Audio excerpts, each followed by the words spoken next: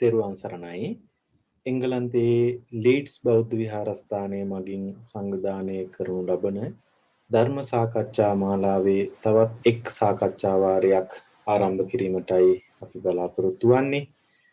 2020 වර්ෂයේ මෙම කාල සීමාව තුළ ලෝකයේ පැතිර පවතින COVID-19 වසංගත තත්ත්වය නිසා අපි විහාරස්ථානයේ පැවැත්වීමට සැලසුම් කර තිබූ ධර්ම දේශනා හා ධර්ම සාකච්ඡා සියල්ලක්ම Zoom තාක්ෂණය භාවිත කරමින් පැවැත්වීමටයි කටයුතු යොදලා තිබෙන්නේ. ඒ අනුව අද දවසේත් පින්වතුන්ට නිවෙස්වල සිටම මෙම සාකච්ඡාවට සම්බන්ධ වීමට අවස්ථාව උදා වෙලා තිබෙනවා. අද දවසේත් මෙම ධර්ම සාකච්ඡාව මෙහෙවනු ලබන්නේ ලෙව්කේ වජිරවංශ ස්වාමීන් වහන්සේ.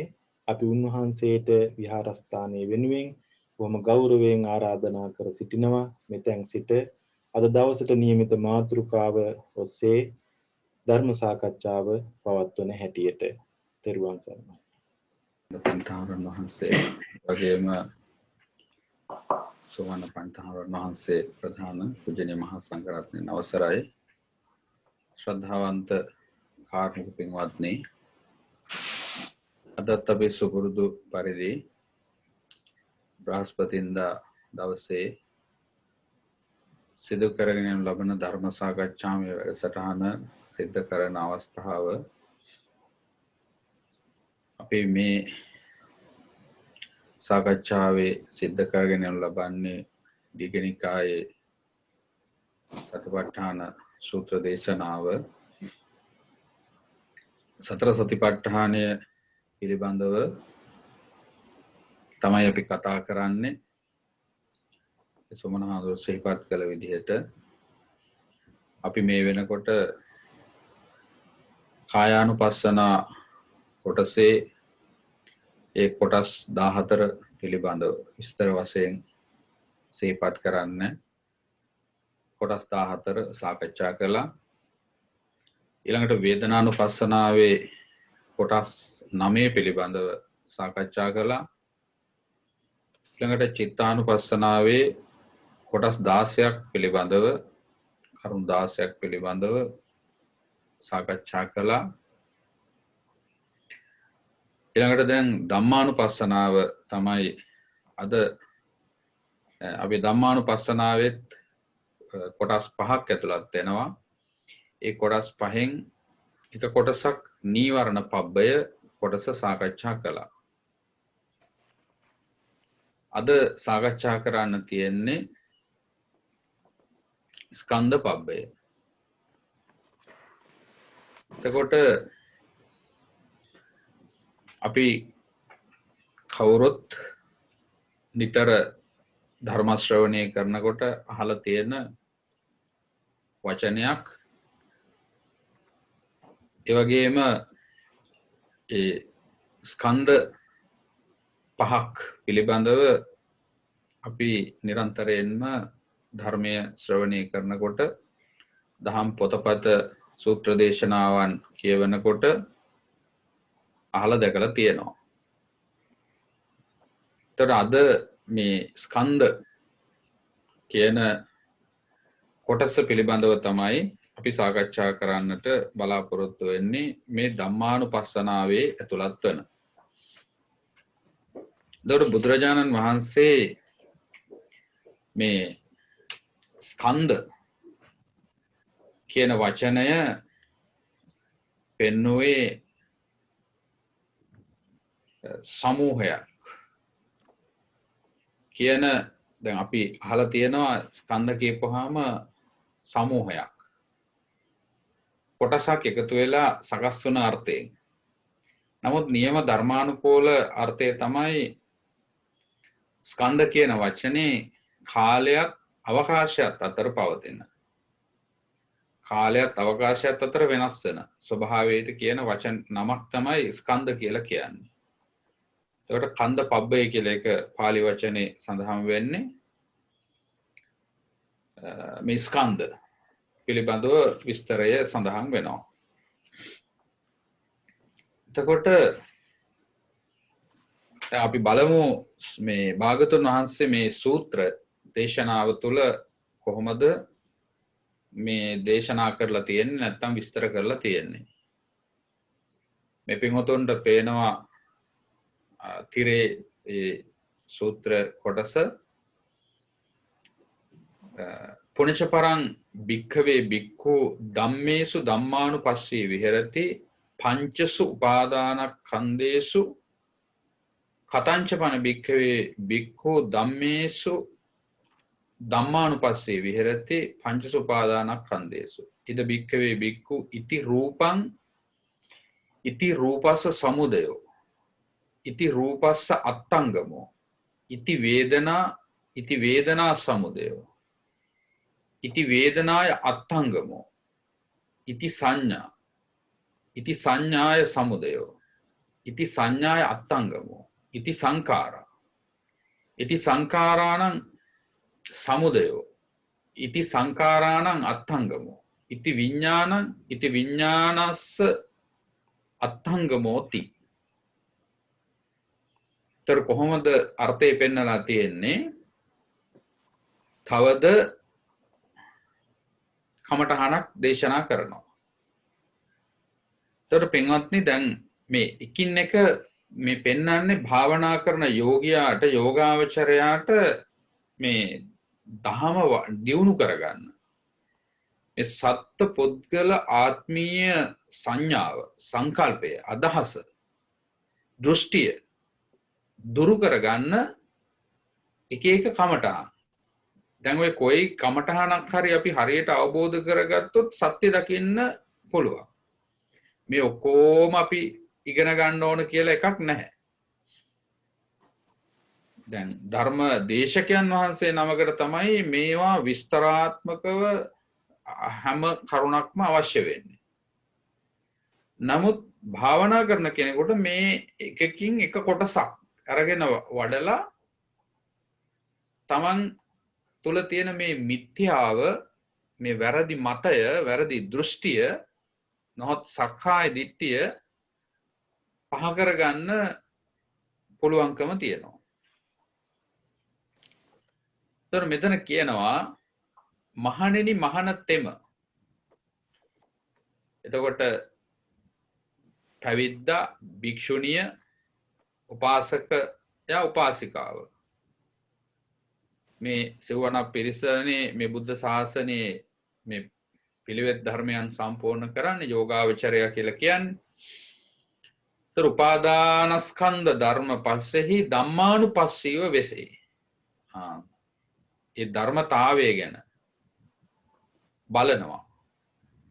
මහණෙනි මහණතෙමි, කෙසේනම් උපාදානස්කන්ධ ධර්ම පස්සෙහි ධම්මානුපස්සීව වෙසේදය. බුදුහාමුදුරුවෝ වදානා කොහොමද මේ උපාදානස්කන්ධ ධර්ම පහේ ධම්මානුපස්සීව වාසය කරන්නේ? මහණෙනි මහණතෙම, රූපය මෙසේය. රූපය මෙහෙමයි. රූපේ ඉපැද්ම, ඒ කියන්නේ රූපයේ හට ගැනීම.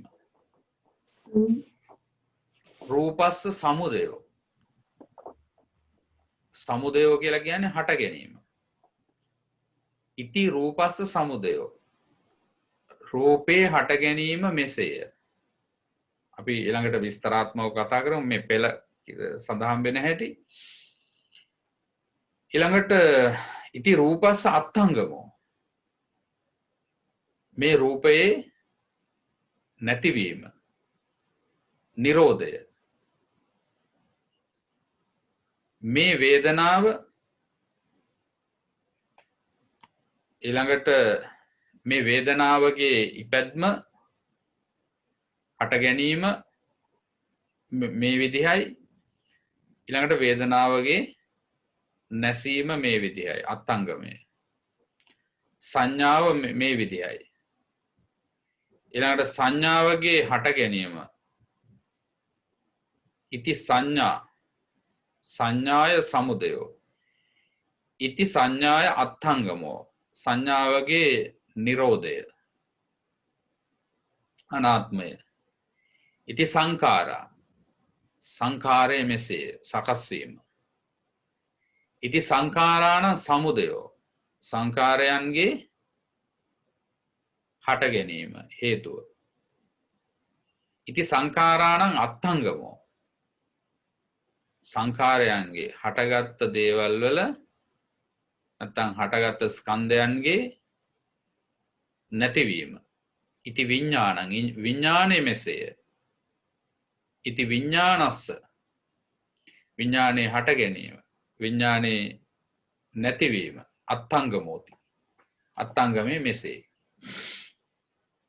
ඉති අජ්ජත්තං වා ධම්මේසු ධම්මානුපස්සී විහෙරති බහිද්ධාවා ධම්මේසු ධම්මානුපස්සී විහෙරති අජ්ජත්ත බහිද්ධාවා ධම්මේසු ධම්මානුපස්සී විහෙරති සමුදය ධම්මානුපස්සීවා ධම්මේසු විහෙරති වය ධම්මානුපස්සීවා ධම්මේසු විහෙරති සමුදය ධම්මානුපස්සීවා ධම්මේසු විහෙරති. මෙසේ ආධ්‍යාත්ම සංතානෙහි ස්කන්ධ ධර්මයන් කෙරෙහි හෝ ධම්මානුපස්සීව වාසය කරයි. ඒ ධර්මතාවය ගැන බලනවා. ඒ වගේම මෙරමාගේ සංතානයේ ස්කන්ධ ධර්මයන් කෙරෙහි හෝ ධම්මානුපස්සේ බලනවා. ඒ කියන්නේ අන් අයගේ ආධ්‍යාත්මිකයේ තමා තුළ අර බාහිරයි. ඊළඟට විතක ආධ්‍යාත්මයේ සංතානයේ ස්කන්ධ ධර්මයන්ද විතක තමන්ගේ පරිබාහිරව ඔය ස්කන්ධ සංතානයන් ස්කන්ධ ධර්මයන් කෙරෙහිද ධම්මානුපස්සීව වාසය කරනවා. අත්ති ධම්මෝතිවා පනස්ස සති පච්චුපට්ඨිතා හෝති යාවදේව ඥානමත්තාය පතිස්සති මත්තාය අනිශ්චිතෝච විහෙරති නචකින්චි ලෝකේ උපාදීයති. උපාදානස්කන්ධ ධර්මයෝම ඇතැයි කියා ඔහුට සිහිය එළඹ සිටියේ වෙයි. තරම උපාදානස්කන්ධ ක්‍රියාවලියක් ඇතය කියලා දැනගන්නවා. ඊළඟට ඒ සමුදයත් අත්ථංගමයත් දැනගන්නවා. දැනගත්තට පස්සේ මතුමත්තෙහි නුවණ වැඩිම පිණිස සිහිය වැඩිම පිණිස එසේ වූ ඒ තෘෂ්ණා නිශ්‍රය දෘෂ්ටි නිශ්‍රය විසින් ඒකට හසු වෙන්නේ නැතුව ලොව කිසි තෘෂ්ණා දෘෂ්ටි වශයෙන් නොගන්නේද වෙයි. ඒවම්පිකෝ භික්ඛවේ භික්ඛු ධම්මේසු ධම්මානුපස්සී විහෙරති පංචසු උපාදානස්කන්ධේසු. මහණෙනි මෙසේත් මහණතෙම පංච උපාදානස්කන්ධ ධර්මයන්හි ධම්මානුපස්සීව වාසය කරයි. එතකොට ඔන්න සූත්‍රයේ සඳහන් වෙලා තියෙන විදිහ මේ ධම්මානුපස්සනාවේ ඛණ්ඩ පබ්බය පිළිබඳව. එතකොට දැන් මේ කියන්නේ මොකක්ද? අපි පංචස්කන්ධය කියලා වචන පහක් කියනවා. ඊළඟට පංච උපාදානස්කන්ධය කියලා වචන පහක් කියනවා. පංචස්කන්ධය කියලා කියන්නේ රූපස්කන්ධය, වේදනා ස්කන්ධය, සංඥා ස්කන්ධය, සංකාර ස්කන්ධය, විඥාන ස්කන්ධය. ඔකට කියන්නේ පංචස්කන්ධය කියලා. ඔය වචන පහටම උපාදාන කියන වචනය එකතු කළාට පස්සේ අපි කියනවා ඒක උපාදානස්කන්ධය කියලා. මේ වචනාර්ථය පංචස්කන්ධය කියන එක තියෙන වචන ටිකම තමයි මේ උපාදානස්කන්ධය කියන එකේ තියෙන්නේ. හැබැයි උපාදාන කියන වචනේ එකතු වෙලා තියෙනවා. එතකොට රූප පංචස්කන්ධය කියූප එක කිව්වේ රූපස්කන්ධය. දැන් මෙතන කියන්නේ රූප උපාදානස්කන්ධය. උපාදාන කියන වචනේ දාන්න. වේදනා උපාදානස්කන්ධය, සංඥා උපාදානස්කන්ධය, සංකාර උපාදානස්කන්ධය, විඥාන උපාදානස්කන්ධය. දැන් මෙතන මේ පංචස්කන්ධේ පංච උපාදානස්කන්ධේ අහසට පොළොව වගේ වෙනසක් තියෙනවා. අති විශාල වෙනසක්. වචන වලින් සමාන වුණාට අර්ථය සහ ක්‍රියාවලිය ගත්තාම අතිශයින්ම වෙනස්. ඒතර මේ සත්වයාට සංසාර ගමන සකස් කරන්නේ මේ භවගාමී සසර මේ පංච උපාදානස්කන්ධ වැඩපිළිවෙල නැත්තම් පංච උපාදානස්කන්ධ ක්‍රියාවලිය නිසා. එතකොට මේ පින්වතුන් අහලා ඇති පංච උපාදානස්කන්ධ දුක්ඛ. මේ පංච උපාදානස්කන්ධය තමයි දුක කියලා බුදුහාමුදුරුවෝ පෙන්වුවේ.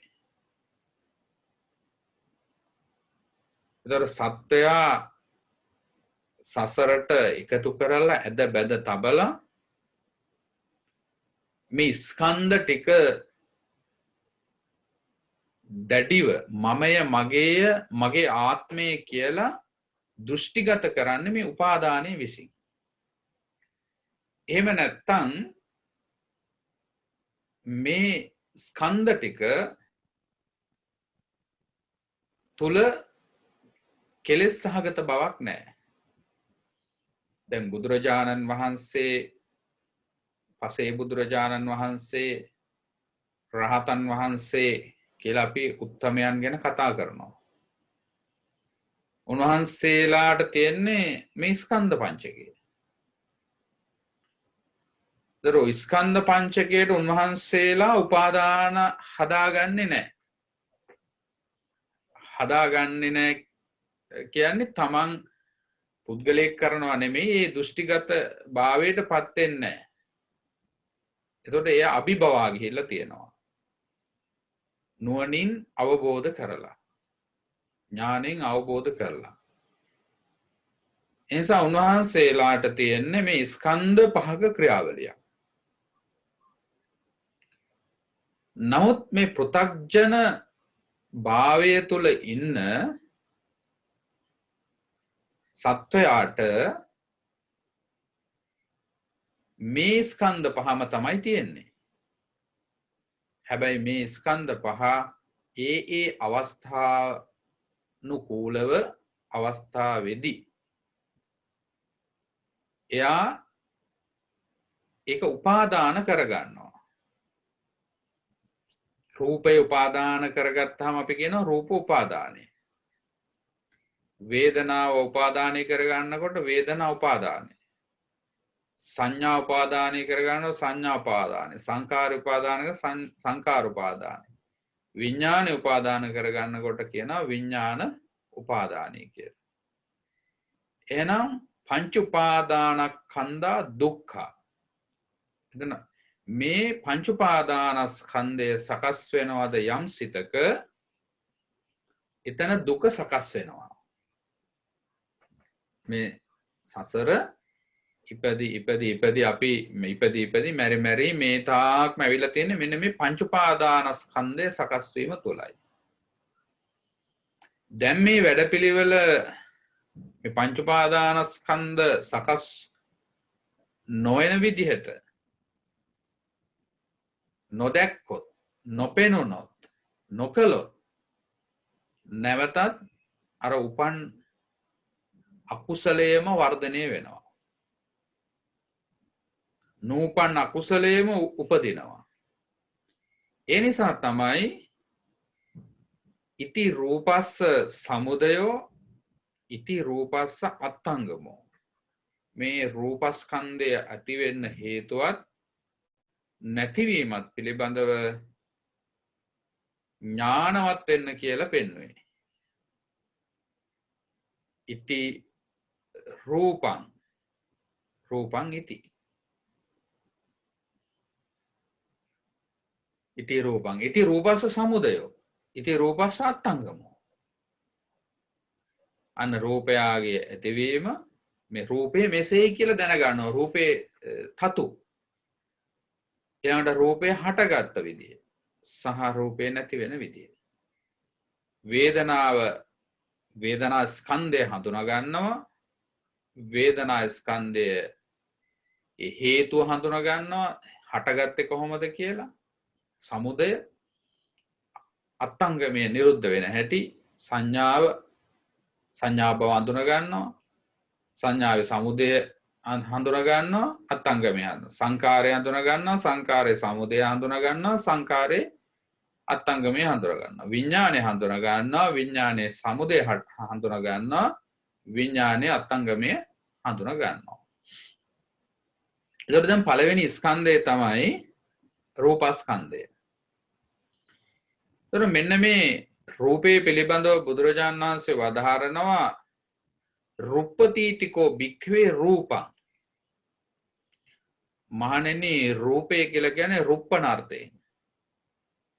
රුප්පණාර්ථයෙන් කියලා කියන්නේ කැඩෙන බිඳෙන ඉරිතැලෙන වෙනස් වෙන කියන අර්ථය තමයි රුප්පණාර්ථය කියලා කියන්නේ. එතකොට මේ රූපස්කන්ධය තුල රුප්පණාර්ථය කියන එක තියෙනවා. පවතින රූපයක් කොහෙකවත් නැහැ. රූපය කියලා යම් තැනක පනවනවද ඒ පනවන තැනම තියෙන්නේ අර කැඩෙන බිඳෙන වෙනස් වෙන අර්ථයමයි. එහෙනම් මුලම අපිට වරද්ද ගන්න නැතුව දැක්කොත් වේදනා සංඥා සංකාර විඥාන හැදෙන හැටි සහ නොහැදී තියෙන හැටි තේරුම් ගන්න පහසු වෙනවා. නමුත් අපි මේ රූපේම රූපණාර්ථය බව නොදන්නාකම නිසා ඒ රූපයේ තුලම රැවටෙනවා.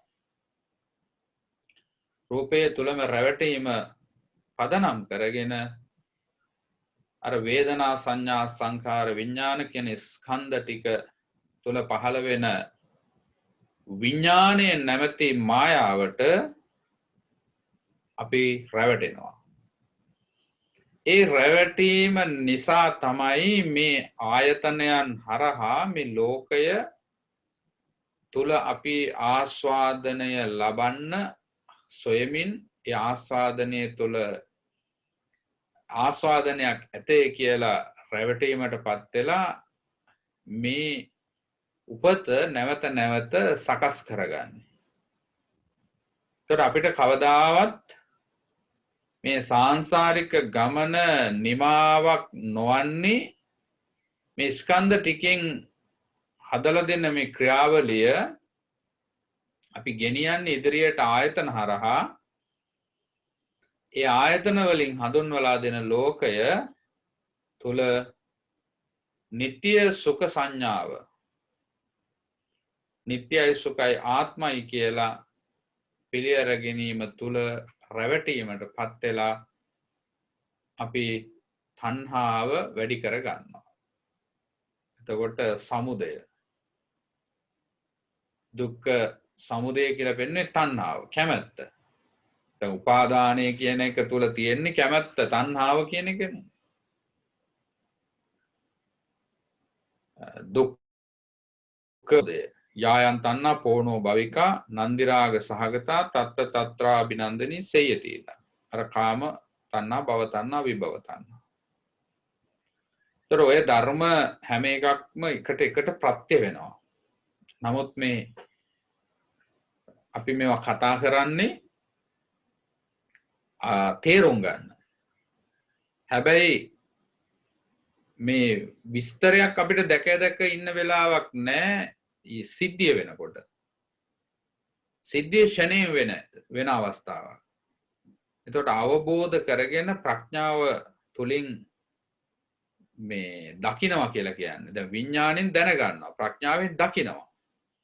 එහෙනම් මේ මොහොතට වෙන සිද්ධිය දකින්න එක තමයි ප්‍රඥාව කියලා කියන්නේ. දැන් මේ තේරුම් ගන්න අවස්ථාව මේ සාකච්ඡා කරන අවස්ථාව විඥාණය. එතකොට අපි දැනුමෙන් මේක විස්තරාත්මකව බලනවා විග්‍රහ කරලා. එතකොට අපි දැන් මේ සතර සතිපට්ඨානයක් ගැන කතා කරනවා කය වේදනා හිත ධම්ම කියලා. දැන් මේ තරම් විස්තරයක් හිතා ඉන්න වෙලාවක් නෑ යම් සිතුවිල්ලක් පහළ වෙන තැන. අපිට පේන්න ඕන සිද්ධිය ෂණේ කය වේදනා හිත ධම්ම මූලික වෙලා මේ හේතු ප්‍රත්‍ය තුලින් පහළ වුණ හැටිත් නිරුද්ධ වෙන හැටි.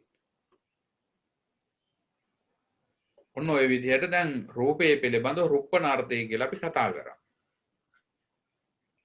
ඒතකොට රූපය රූපස්කන්ධය කියලා කියන්නේ අන්න ඒ අර්ථයෙන්. එතකොට අපි හැමෝටම මේ ස්කන්ධ පහ තියෙනවා.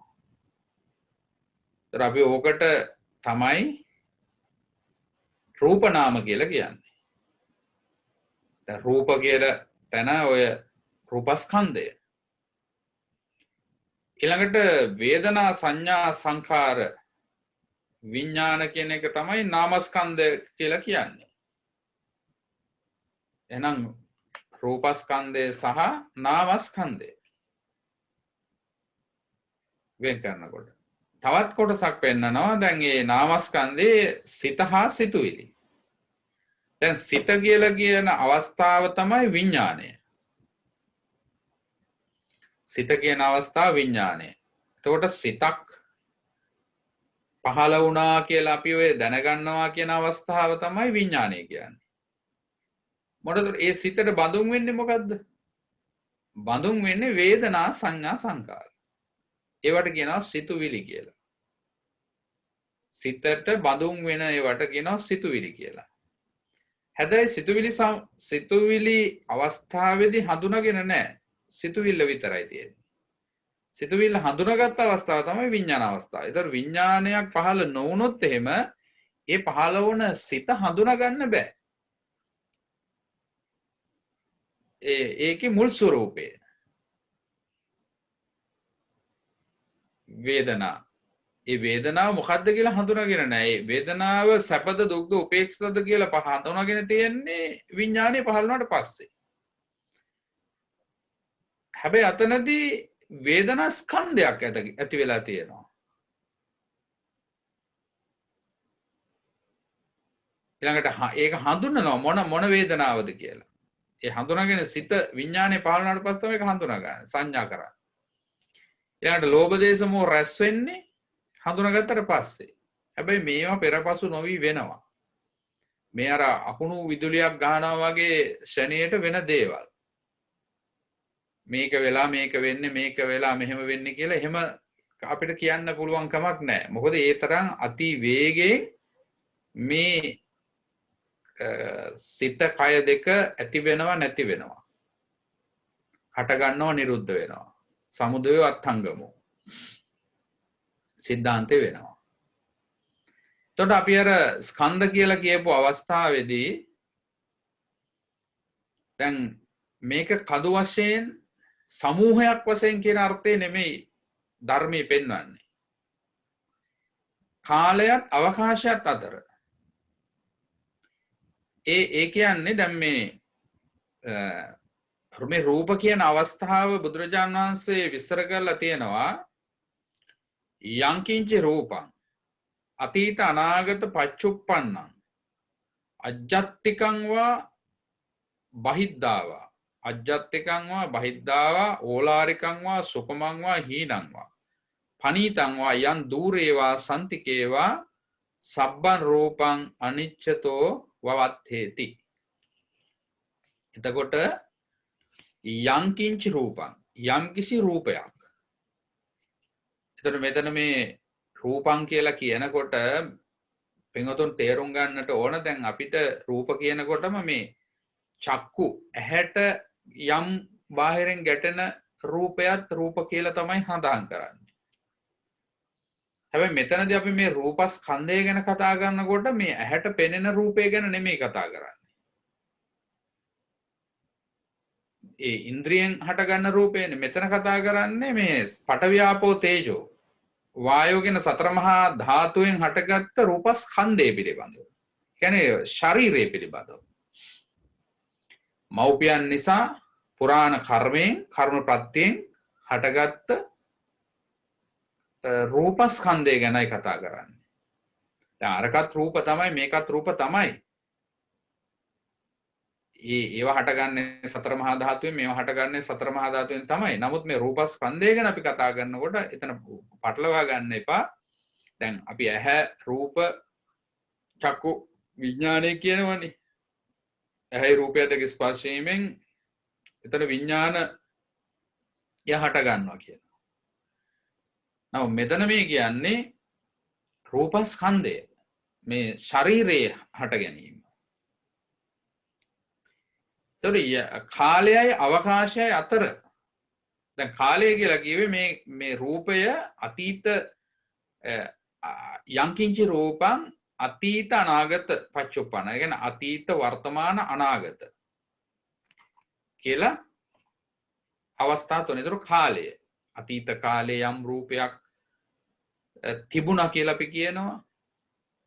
අනාගතයේ යම් රූපයක් හට ගනීවි කියලා කියනවා. වර්තමානයේ යම් රූපයක් තියෙනවා කියලා කියනවා. ඔන්න කාලය කිව්වේ ඒකට.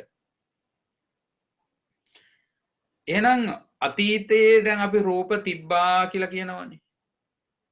වර්තමානයේ රූප පහළ වේවි කියනවා. වර්තමානයේ රූප තියෙනවා කියනවා. හැබැයි ඒක සම්මුති වචනය. එතකොට දැන් අපි පුද්ගලයෙක් ගැන හිතමුකෝ. දැන් ඔන්න මැරිච්ච කෙනෙක් ගැන කියනකොට අතීතයේ අපේ අම්මා හිටියා. තාත්තා හිටියා. නැත්නම් සහෝදරයෙක් හිටියා. නැත්නම් සතෙක් හිටියා. මොන අතීතයේ පිළිබඳව රූපයක් තිබ්බාය කියලා සංඥාව මතු කරලා කතා කරනවා. ඊළඟට වර්තමානයේ මම කියලා කෙනෙක් ඉන්නවා කියලා ඒත් ඒ රූප ගැන කතා කරනවා. ඊළඟට අනාගතයේ මේ විදිහට රූප පහළ වෙයි. සත්තු පහළ වෙයි. සත්වෝ මිනිස්සු උපදී කියලා කතා කරනවා. ඒක සම්මුති විවාහාරය. නමුත් බුදුරජාන් වහන්සේ පෙන්වන්නේ අතීතයේ කිව්වත් වර්තමානයේ කිව්වත් අනාගතයේ කිව්වත් මේ කාලයේ අතර පහළ වෙන ස්කන්ධයක් මේ වෙන්නේ පහළ වෙන්නේ. එතකොට ඒ හටගත් ඒවා හටගෙන තියෙන ඒවා හට ගන්න ඒවා අනාගතේ. ඒවා ස්කන්ධමයි. සත්තු නෙමෙයි, පුද්ගලයෝ නෙමෙයි, ආත්ම නෙමෙයි. අන්න එතන හොඳට අපි වටහා ගන්න ඕන. එතකොට අපිට කෙනෙක් හිටියා කියන අර්ථයේ සම්මුතිය තුල කියනවා. නමුත් පරමාර්ථය හැටියට කෙනෙක් හිටියා නෙමෙයි. ඒ ස්කන්ධත් එහිම නිරුද්ධ වුණා. දැන් නැහැ. අය කවදාවත් අපිට ඒව හම්බෙන්නේ නැහැ. ඒ හටගත්ත ඒ තැන්වලම ඒවා නිරුද්ධ වුණා. ඊළඟට වර්තමානයේ ගත්තාම අතීතයෙන් මොකක්වත් ආවේ නැහැ. ඒතර වර්තමානයේ කියලා කියන්නේම වර්තමාන මොහොතේ ඇතිවෙන හේතුන් මූලික කරගෙන පහළ වෙන ස්කන්ධයන්. එනම් මේ වර්තමාන රූපේ පහළ කරන්න දැන් මේ ගන්න හුස්ම ටික නැත්තු වුණොත් ඊළඟට අපිට නොපෙනෙන අභ්‍යන්තර ක්‍රියාවලිය මේ ආස්වාස වාතය ඊළඟට ආහාර පානවල තියෙන අති සූක්ෂම යුසය පෙනහල්ලේදී එකතු වෙලා හෘදයට වැටිලා දහණය වෙලා උණුසුම ශක්තිය ඇති වෙලා ශරීරේ පුරාමේ උණුසුම පැතිරිලා සෛලයක් ගානේ ගමන් කරලා මේ ඇති වෙන ක්‍රියාවලිය සිදු නොවෙනවා නම් කොහෙද වර්තමානයේ මේ සත්‍යයයි කියලා පැනවීමක් කරන්න පුළුවන්. ඒතර සත්‍යයයි කියලා පැනවීමක් කිසිසේත්ම කරන්න බෑ. අතීතේ මොනවත් ආවේ නැහැ දැන් මේ වර්තමාන රූපේට. අතීතෙන් කිසිවක් ආවේ නැහැ. ඊළඟට මේ රූපය මේ වර්තමාන හේතු නිසා හටගෙන මේ මොහොතේම නිරුද්ධ වෙනවා. එහෙනම් මේ රූපයෙන් කිසිම දෙයක් අනාගතයට යන්නේ නැහැ. එහෙනම් අනාගත රූපයත් ස්කන්ධයක්ම විතරයි. ඒතර අනාගතය කියලා පහළ වෙන්නේ කොහෙකවත් ඈතක පහළ වෙනව නෙමෙයි. මේ වර්තමානයේකමයි පහළ වෙන්නේ. අතීතය කියලා අපි පිළිගන්නෙත් වර්තමානයේකමයි. ඒ නිසා ඒක පිළිගන්න ආකාරයක් මිසක් මේ ස්කන්ධවල තියෙන වරදක් නෙමෙයි. ස්කන්ධේ වැරදි විදිහට අපි පිළිගන්නවා. ඕක තමයි ditthi අනුශය කියලා කියන්නේ. ඒ කියන්නේ වැරදි විදිහට පිළිගත්ත ක්‍රමවේදය සිත තුල ජීවිතයක් නෑර ජීවිතයක් ඇවිල්ලා මේ ජීවිතේත් ඒ වැරදි විදිහටම අපි පිළිගත්තා. ඒතර පිළිගන්න හේතු උනේ ඒ විදිහටම පිළිඅරගෙන තියෙන කම අපි ළඟ තිබුණා. ඒක උපද්දවන්න අපිට මේ අනුකරණයේ හේතු වුණා. අපේ අම්මා තාත්තා කියලා දුන්නා. ඒ විදිහට පිළිගන්න. ඒ අය තමයි භාවිත කරලා දුන්නේ. එතකොට අපි ඒක ඒ විදිහටම පිළිගත්තේ අර දෘෂ්ටියේ හින්දා. ඒක සංගවිලා අපි ළඟ තිබුණා. ඒකට කියනවා ditthi අනුශය. තංගේ සෝතාපන්නයකට මේ අනුසේ ditthi අනුසේ තමයි කැඩෙන්නේ. ඒතර ditthi අනුසේ ඇති තාක්ම සත්පුජ්‍යල ආත්මීය හැඟීම පිළිගන්නවා. ඊළඟට අභ්‍යන්තර අජත්තංවා ආධ්‍යාත්මික රූපය බාහිර රූපය මේ බාහිර රූපේ ඕලාරික රූපය රළු සියුම් හීන ප්‍රනීත දුර ළඟ පිහිටි යම්කිසි රූපයක් වේද ඒ සියලුම රූප අනිත්‍ය වශයෙන් තේරුම් ගන්නට ඕන. එහෙමනම් දැන් අවකාශයේ මේ ඉඩ තුල තමයි අර රූප සකස් වෙන්නේ. මේ සියුම් හීන ප්‍රනීත දුර ළඟ කියන ඒවා. මේ ටික අතීත වර්තමාන අනාගත කියන කාලය. ඒතර කාලයත් අවකාශයත් අතර තමයි මේ ස්කන්ධ ක්‍රියාවලිය වෙන්නේ. දැන් ස්කන්ධ කියන අර්ථය කාලයත් අවකාශයත් අතර හටගෙන නිරුද්ධ වෙන ස්වභාවයක් ගැන කතා කරන්න තමයි මේ ස්කන්ධ කියන වචنين යෙදීලා තියෙන්නේ. ඒතර මෙන්න මේ ආකාරයට රූපයේ ස්වභාවය පිළිබඳව අපි දෘෂ්ටිගතික වෙන විදිහ තමයි මේ විදිහට බුදුහාමුදුරු පැහැදිලි කරලා තියෙන්නේ. හැබැයි මේ කියන කොයි අතීත රූපයක් වේවා වර්තමාන රූපයක් වේවා අනාගත රූපයක් වේවා ආධ්‍යාත්මික රූපයක් වේවා බාහිර රූපයක් වේවා ළඟ දුර සියුම් ඊන ප්‍රනීත ඔය කියන කොයි විදිහට තිබුණත් ඒක ස්කන්ධයක් පමණයි. ඒ ස්කන්ධය ඒ මොහොතේ හටගෙන ඒ මොහොතේම නිරුද්ධ වෙනවා. ඒතර කාලයත් අවකාශයත් අතර මේ හට ගැනීම කියලා කියන්නේ දැන් අපි මේ කාල තුන ගැන කතා කරනවා ඊළඟට අවකාශය ගැන කතා කරනවා. ඒතර ඒ අවස්ථාවේ අපි පිළිගන්න ආකාරය අනුව තමයි ඒක තීරණය වෙන්නේ. නමුත් කොහොම අපි දැක්කත් කොහොම හිතුවත් එතන තියෙන්නේ ස්කන්ධයක්. ස්කන්ධයක් පමණයි. ස්කන්ධය හටගන්නේ හේතු මූලික වෙලා. ඉති රූපස්ස සමුදයෝ එහෙනම් ඒ සමුදයෝ කිය හටගන්න හේතුව. ඊළඟට ඒ අත්ංගමෝ එහි නිරෝධය නැතිවීම ඒක පවතිනව නෙවෙයි හටගත්ත මොහොතේම නැති වෙනවා. එහෙනම් රූපස්කන්ධය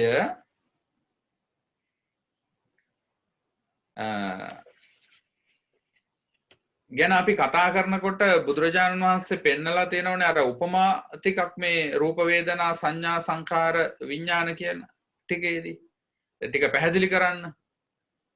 රූපයේ පෙන පිටක් වේදනාව දියබුබුලක් සංඥාව මිරිඟුවක් සංකාරය කෙහෙල් කඳක් විඥානය මායාවක්. පෙන පින්ඩූප මං රූපං රූපේ පෙන පිටකට තමයි බුදුහාමුදුරු උපමා කළේ. මේ පින්වතුන් අහලා තියෙනවා මේ පෙන පිට කියපුවාම අර ඉහළ ලියද්දකේ ඉඳලා උඩ ලියද්දෙන් පහළ ලියද්දට වතුර වැටෙනකොට පෙන පිටක් හට ගන්නවා. එතකොට හට ගන්න පෙන බුබුලු බිඳි බිඳි යනවා. බිඳෙන බුබුලු වෙනුවට අලුතෙන් බුබුලු හට ගන්නවා. හට ගන්න හින්දා තමයි පෙන පිට විදිහට පවතිනවා පේන්නේ අපිට. ඒව නැත්නම් යම් වෙලාවක වැහුවට පස්සේ උඩ ලියද්දේ වතුර ටික වැටෙන එක වැහුවොත් එහෙම අර පෙන පිට නැති වෙලා යනවා. ආයේ එතන පෙන පිටක් පේන්නේ නැහැ අර සාමාන්‍ය විදිහට තමයි පේන්නේ. ආයෙත් වතුර වැටෙනකොට ආයෙ පෙන පිට හට ගන්නවා. පෙන පිට අපිට පේන්නේ තියනවා වගේ. තියනවා නෙමෙයි අර පෙන බුබුලු ඇති වෙවි බිඳි යනවා. බින්දෙන එක වෙනුවට ආයෙ පෙන බුබුලු හට ගන්නවා. හටගන්නේ කොහොමද? අර වතුර වැටෙන නිසා. වැටීමේ හේතුව හින්දා තමයි හට ගැනීම වෙන්නේ. දැන් හට ගන්න එක ආයෙ බින්දෙනවා ආයෙත් වතුර වැටෙන නිසා ආයෙ හට ගන්නවා. එතකොට මේ පේන පින්ඩූප මං රූපං මේ රූපයේ පෙන පිටකට උපමා කළේ ඇයි කියලා බලන්න ඕන. දැන් රූපය කිව්වේ රූපස්කන්ධේ ශරීරයනේ. එහෙනම් මේ ශරීරය කියන එකත් මෙන්න මේ පෙන පිට වගේ. පවතින එකක් නෙමෙයි, තියෙන එකක් නෙමෙයි. වහා ඇතිව වහා නැසෙනවා. වහා ඇතිව වහා නැසෙනවා. ඒ මොහොතේ පහළ වෙන හේතු නිසා තමයි පැවැත්ම වෙන්නේ. අර පෙන පිටේ විදිහටම හිතන්න. දැන් මේ මොහොතේ අපි මේ අදින හුස්ම ටික නැත්තම් ඊළඟට මේ මොහොතේ අර අභ්‍යන්තරික ක්‍රියාවලියෙන් හටගන්න ශක්තිය, ආහාරවල ශක්තිය ක්‍රියාත්මක වෙන්නේ නැත්තම්, උණුසුම නැත්තම්, මේ කාරණා ටිකේ සම්පූර්ණ වෙන්නේ නැත්තම්, සකස් වෙන්නේ නැත්තම් මේ රූපයට පැවැත්මක් නැහැ. රූපයක් කියලා දෙයක් නැහැ. එහෙනම් ඒ ටික නිසා තමයි රූපය හටගන්නේ. ඒතර පවතිනවා කියන වචනේ කියන්න බෑ. දැන් අපිට අපි උදාහරණයක් ගත්තොත් මේ දැන් තෙල් පහනක් අපි අරගෙන තෙල් පහන් තැටියක්, තිරයක්, තෙල්, ගින්දර, වාතය, ඔය හේතු ටික ඔක්කොම එකතු වෙන්න ඕනනේ පහනක් පත්තු වෙන්න නම්. එතකොට අපි දැන් යම් අවස්ථාවක ඒ හේතු ටික සියල්ල සම්පූර්ණයි, ඔන්න පහන දැල්ලුවා. දැන් පහන පත්තු වෙලා තියෙනවා. එතකොට ඒක යම් තෙල්, තිරේ, වාතය තියෙන තාක් පහන පත්තු වෙනවා. එතකොට මුලින් අපි දැල්ලපු පහන් එළියද අර අවසානයේ නිවිල යන මොහොතේ තියෙන්නේ නෑ. මුලින් හටගත්ත පහන් දැල්ල නෙවෙයි අවසාන වෙලාවේදී. අවසාන මොහොතේ තිබ්බ තෙල්, තිරේ, වාතය මූලික කරගෙන හටගත්ත දැල්ල තමයි අවසාන මොහොතේ නිරුද්ධ වෙන්නේ. ඒතර අපි පහන දැල්ලුවා, ඒ දැල්ල මොහොතේ ඉඳලා අවසාන මොහොත දක්වාම එකම දැල්ලක් තියෙනවායි කියලා තමයි අපිට හිතෙන්නේ. නමුත් එකම දැල්ලක් නෙමෙයි. දැල්ල ඒ මොහොතින් මොහොත ඇති වෙමින් නැති වෙමින් ආය හට ගන්නවා. මෙහෙන් තෙල් ටිකක් වාෂ්ප වෙනකොට මෙහෙන් දැල්ලක් අපිට පේනවා. මේ පහන් තිරේ නසාගෙන දැල්ල හට ගන්නවා. හට ගන්න දැල්ල නිරුද්ධ වෙනවා. ආයත් තෙල් ටිකක් වාෂ්ප වෙනකොට ආයත් දැල්ලක් හට ගන්නවා. අන්න ඒ වගේ බලන්න ඕන මේ රූපය කියන එකත් හැම වෙලාවකම මෙහෙන් අර තෙල් තිරේ දෙක දැවෙනවා වගේ හුස්ම ආහාර උණුසුම දැවි ආස්වාස් වාතයත් එක්ක එකතු වෙලා මේ උණුසුම ශක්තිය දෙක ඇති වෙනවා. ඒ නිසා තමයි රූපේට උණුසුම ලැබෙන්නේ, සිත සිතුවිලි පහළ කරන්නේ. එතකොට මුලින් ගත්ත එක නෙමෙයි ඊළඟ මොහොතේ. ඒක දැවිලා ඉවරයි. ඊළඟ මොහොතේ පහළ වෙන මේ ඇති වෙන හේතු ටිකෙන් තමයි මේ රූපය අපිට පේන්නේ. ඒතර පවතිනවා කියලා ගන්න රූපයක් නැහැ. පිළිගන්න. ඒක තමයි වැරදි දෘෂ්ටිය කිව්වේ, සක්කාය දිට්ඨිය. ඒ ජීවත් වෙන පුද්ගලයා දැන් අපි පොඩි කාලේ අපිට තිබුණා, තරුණ කාලේ තිබුණා කියලා අපි කියනවනේ. ඒක සම්මත විවාහාරය. නමුත් එතන උනේ මොකද්ද? මේ රූපයේ මොහොතින් මොහොත වෙනස් වෙවි ආවා. රූපේ වෙනස් වීමත් එක කාල පරිච්ඡේද වල වෙනස්නේ. අර දිරණ පැත්ත වැඩි වෙනකොට මේ අඩු වෙනකොට අපිට වර්ධනයක් පේනවා. දිරීම ප්‍රකට නැහැ. හැබැයි දිරීම වෙනවා. ඊළඟට ඒ ස්වභාවය වෙනස් වෙනකොට ඊළඟට දිරීම හැදීම සමාන වෙනවා. එක කාල පරිච්ඡේදයක. තරුණ වයසේ. ඊළඟට දිරීම වැඩි වෙලා හැදීම අඩු වෙනවා. ඔන්න එතකොට දැන් අර දිරණ බව වැඩියෙන් ප්‍රකටව පේන්න ගන්නවා. දැන් මේ රූපේ ඇති වෙන වෙනස්කම් මේ අපිට පේන්නේ. රූපේ ඇති වෙන වෙනස්කම්. එතකොට අපිට එකම රූපයක් තියෙනවා කියලා කියන්න බෑනේ. අපි අර දැන් 12 මහේ පහන කියනවා.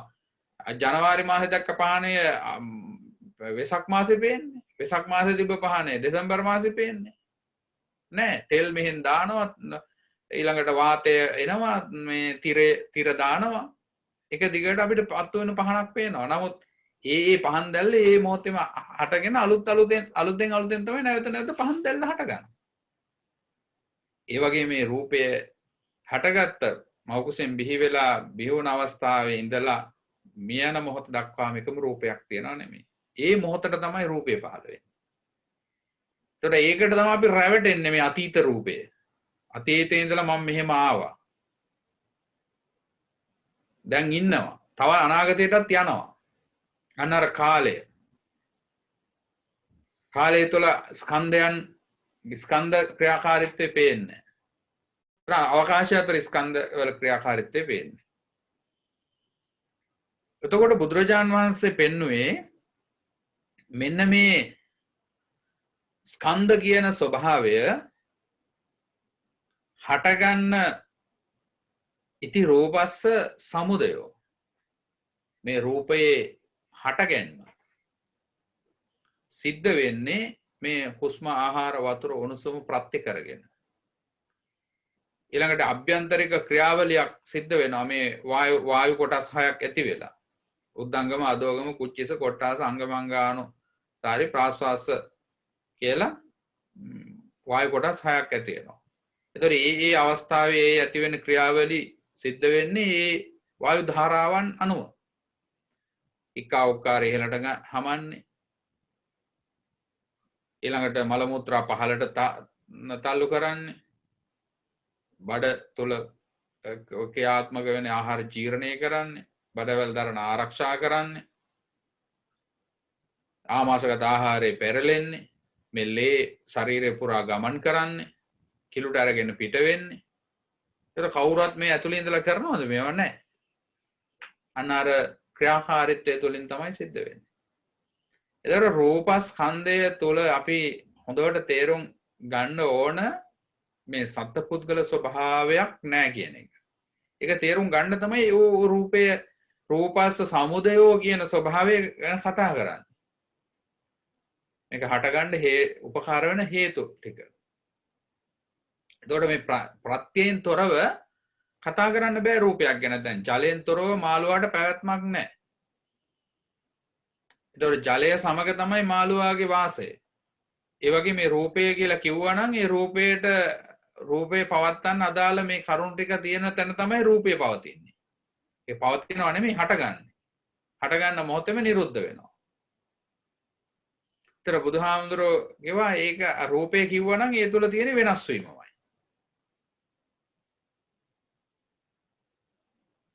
එතකොට යම් දැන් සූර්යා පායනකොට සූර්යා පායලා ඒකේ අස්තේට යෑම නතර වෙන්නේ නැහනේ. සූර්යා උදා වුණා නම් එහෙනම් සූර්යා උදා වුණා නම් සූර්ය අස්තේට යනවා. ඒ වගේ රූපේ හටගත්තා නම් රූපේ නිරුද්ධ භාවයක් තියෙනවා. නැතිවීමක් තියෙනවා. එහෙනම් රූපස්කන්ධය කියන එක හොඳට ප්‍රකටව සිහියතුව නුවණින් දක්ම තුලම තමයි රූපස්කන්ධය තුල මගේ ආත්මය කියලා දෙයක් මෙතන නැහැ කියලා Tamanට ප්‍රත්‍යක්ෂ කරගන්න පුළුවන් වෙන්නේ. මෙතන තියෙන්නේ ස්කන්ධයක් පමණයි. ස්කන්ධයක් පමණයි. සත්පුද්ගල කතාවක් ඇත්තේම නැහැ. ඒ හින්දා ඒක තේරුම් ගන්න තමයි ඉති රූපස්ස සමුදයෝ ඉති රූපස්ස අත්තංගමෝ. ඔන්න හටගත්තා නිරුද්ධ වුණා. ඊන් පස්සේ දෙයක් නැහැ. ඊළඟට වේදනාව ගැන කියනවා ඉති වේදනාය සමුදයෝ ඉති වේදනාය අත්තංගමෝ. වේදනාවගේ සමුදයත් වේදනාවගේ නැතිවීමත්. ඒතර වේදනාවට හේතුව තමයි ස්පර්ශය. ස්පර්ශය නිසා තමයි විඳීම ඇති වෙන්නේ. ඒතර විඳීම කිව්වේ දැන් අපි රූපයක් දැන් රූපය මෙන්න මෙතන දැන් අපි තේරුම් ගන්න ඕන දැන් ශරීරයට රූපය කියලා කිව්වා ඊළඟට දැන් මෙතන දැන් විඳීම කියන එක පහළ වෙන්නේ දැන් ශරීරයේ උපයෝගී වෙනවනේ දැන් ශරීරය තුළනේ ආයතනෙ පිහිටලා තියෙන්නේ පිහිටලා තියෙන්නේ ශරීරය තුළ කන පිහිටලා තියෙන්නේ ශරීරය තුළ ඒකට ආයතනෙට තමයි අර රූපේ හමු වෙන්නේ දැන් ඔන්න ඒ රූපය කියලා කියන්නේ මේ බාහිර රූපේ දැන් ඇහැට ඔන්න රූපයක් හමු වෙනවා රූපයක් හඳු වෙනකොටනේ දැන් විදීමක් ඇති වෙන්නේ ඒක වේදනා ස්කන්ධය ස්කන්ධය හට ගන්නවා දැන් ස්කන්ධය හට ගන්නකොට ඒ ස්කන්ධය නිසා තමයි විඳීම කියන ස්වභාවයක් ඇති වෙන්නේ. ඒතකොට මේ විඳීම වේදනා ස්කන්ධය කියලා බුදුරජාණන් වහන්සේ පෙන්වනවා. එයාගේ විඳීම ඇති උනේ කෙනෙක් පුද්ගලයෙක් නිසා නෙමෙයි ස්පර්ශය නිසා. පස්සපච්චය වේදනා කිව්වේ ඒකයි. එතකොට ඊළඟට අපි සංඥා ස්කන්ධය සංඥාව කියලා කිව්වේ හඳුනනවා. ඒ විදීම හඳුනා ගන්නවා. හඳුනන සිත, හඳුනන අවස්ථාව. ඊළඟට ඒ විදීමට ඒ හඳුනාගත්ත දෙයට සංඛාර වෙනවා. එතකොට මෙතන සංඛාර කියලා කිව්වේ චේතනාව. ඒක සිතුවිල්ල.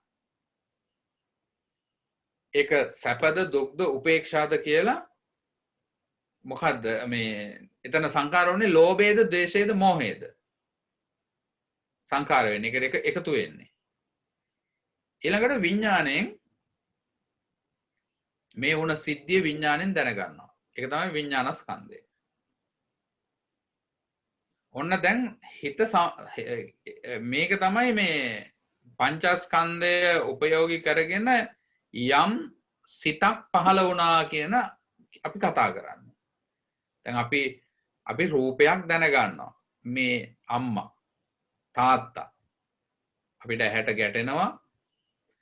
එතකොට ස්පර්ශ වෙනවා, විඳීම ඇති වෙනවා, සංඥා වෙනවා, සංකාර වෙනවා, විඥාණයෙන් දැනගන්නවා. දැන් මේක අසුර ගහන ෂණයට මේ පහ වෙලා ඉවරයි. ඕක සංඥා වෙලා, සංකාර වෙලා, විඥාන වෙලා එහෙම කියලා අපිට කියන්න බෑ. අපි මේක වෙන් කරලා මේ බලන්නේ අර පුංචි තට තියෙන දෙයක් අර ලොකු කරලා බලනවා වගේ මේ අන්වීක්ෂකින් අපි මේක මේ පළල් කරලා බලනවා මේ සිද්ධිය කොහොමද වෙන්නේ කියලා. මොකද මේක ලං වෙලා තියෙනකොට මේ සිද්ධිය අපිට පේන්නේ නැහැ ශනිකව. අන්න ඒක දැක ගන්න තමයි මේ ස්කන්ධ ටික වෙන වෙනම අපි කතා කරන්නේ. එහෙනම් දැන් අපි හඳුනා ගන්නවා විඥාණය. ඕන් අපි හිතක් පහළ වුණා කියලා කියනවා. දැන් බලන්න රූපය කියලා කිව්ව බුදුරජාණන් වහන්සේ පේන පින්ඩුපම රූපං වේදනාව දිය බුබුලක් වගේ. දිය බුබුල විඳීමට දිය බුබුලට උපමා කරේ. දිය බුබුල කියන එක මේ ඒ වෙලාවේ වැටෙන වතුර වැටෙනකොට බුබුලක් හැදෙනවා. බලන්න ඉතින් දිය බුබුල කියන එක ඒ වෙලාවෙම හටගෙන ඒ වෙලාවෙම නැසෙනවා. හටගත්ත මොහොතේම. ඒක තියෙනව නෙමෙයිනේ. තියෙන දිය බුබුලක් කියන එක තියෙන බුබුලක් නෑනේ. දැන් පොළොවෙන් මතුවෙන බුබුලක් කියලා හිතන්නකෝ. උඩට ඔය උල්පත් එහෙම පොළොව යටින් මතුවෙන උඩට කොහොම උඩට එනවනේ. ඒ එනකොට අර උඩට ජලය මතුවෙනවා. ඒ ජලය ටික ගලාගෙන යනවා. ආය අපිට පේනවා. ඒක දිගට මතුවෙලා තියෙනවා.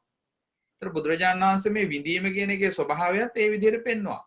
හැබැයි විඳීම එක දිගට පේනුනට එකම විඳීමක් නෙමෙයි. එකම විඳීමක් නම් දැන් අපි සැප විඳිනකොට ඒ සැපේ තියෙන්නේ පැදිගට. නමුත් එහෙම තියෙන්නේ නැහැනේ. සැපේ වෙනස් වෙලා දුක එනවා. දුක ඇවිල්ලා දුකත් නැති වෙනවා. ඊළඟට සැප දුක් නැතු උපේක්ෂා වේදනාව වෙනවා. ඒ වේදනාවක් නැති වෙලා යනවා. ආය දුක එනවා. ඒතර ওই විදිහට මේක සංකල්පණය වෙවි, අඩු වැඩි වෙවි, පෙරලි වෙනස් වෙවි යනවා. ආන් ඒ අර්ථයෙන් තමයි බුදුරජාණන් වහන්සේ පෙන්වන්නේ වේදනාව දී බුබුලක් වගේ. හට ගන්න තැනම නැති වෙවි යනවා. එහෙනම් රූපස්කන්ධයේ මූලික කරගෙන විදීම හැදෙන ස්පර්ශයෙන්. පස්සපච්චය වේදනා. ඊළඟට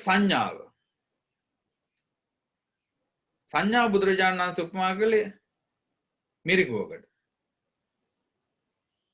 එහෙනම් මිරිඟුවෙන් අපිට පෙන්වන්නේ සංඥා මිරිඟුවකින් පෙන්වන්නේ නැති දෙයක් ඇති විදිහට.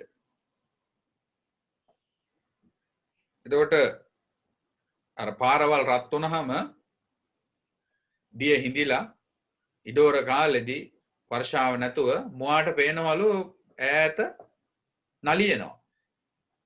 ඒතර මුවා හිතනවා ඒ අර පේන්නේ වතුර තමයි නලියන්නේ කියලා. ජලය තියෙනවා කියලා. මුවා එතෙන්ට ගිහිල්ලා බලනකොට නැහැ. එතන නැහැ. ඒ වුණාට තව ටිකක් එහායෙන් පේනවා.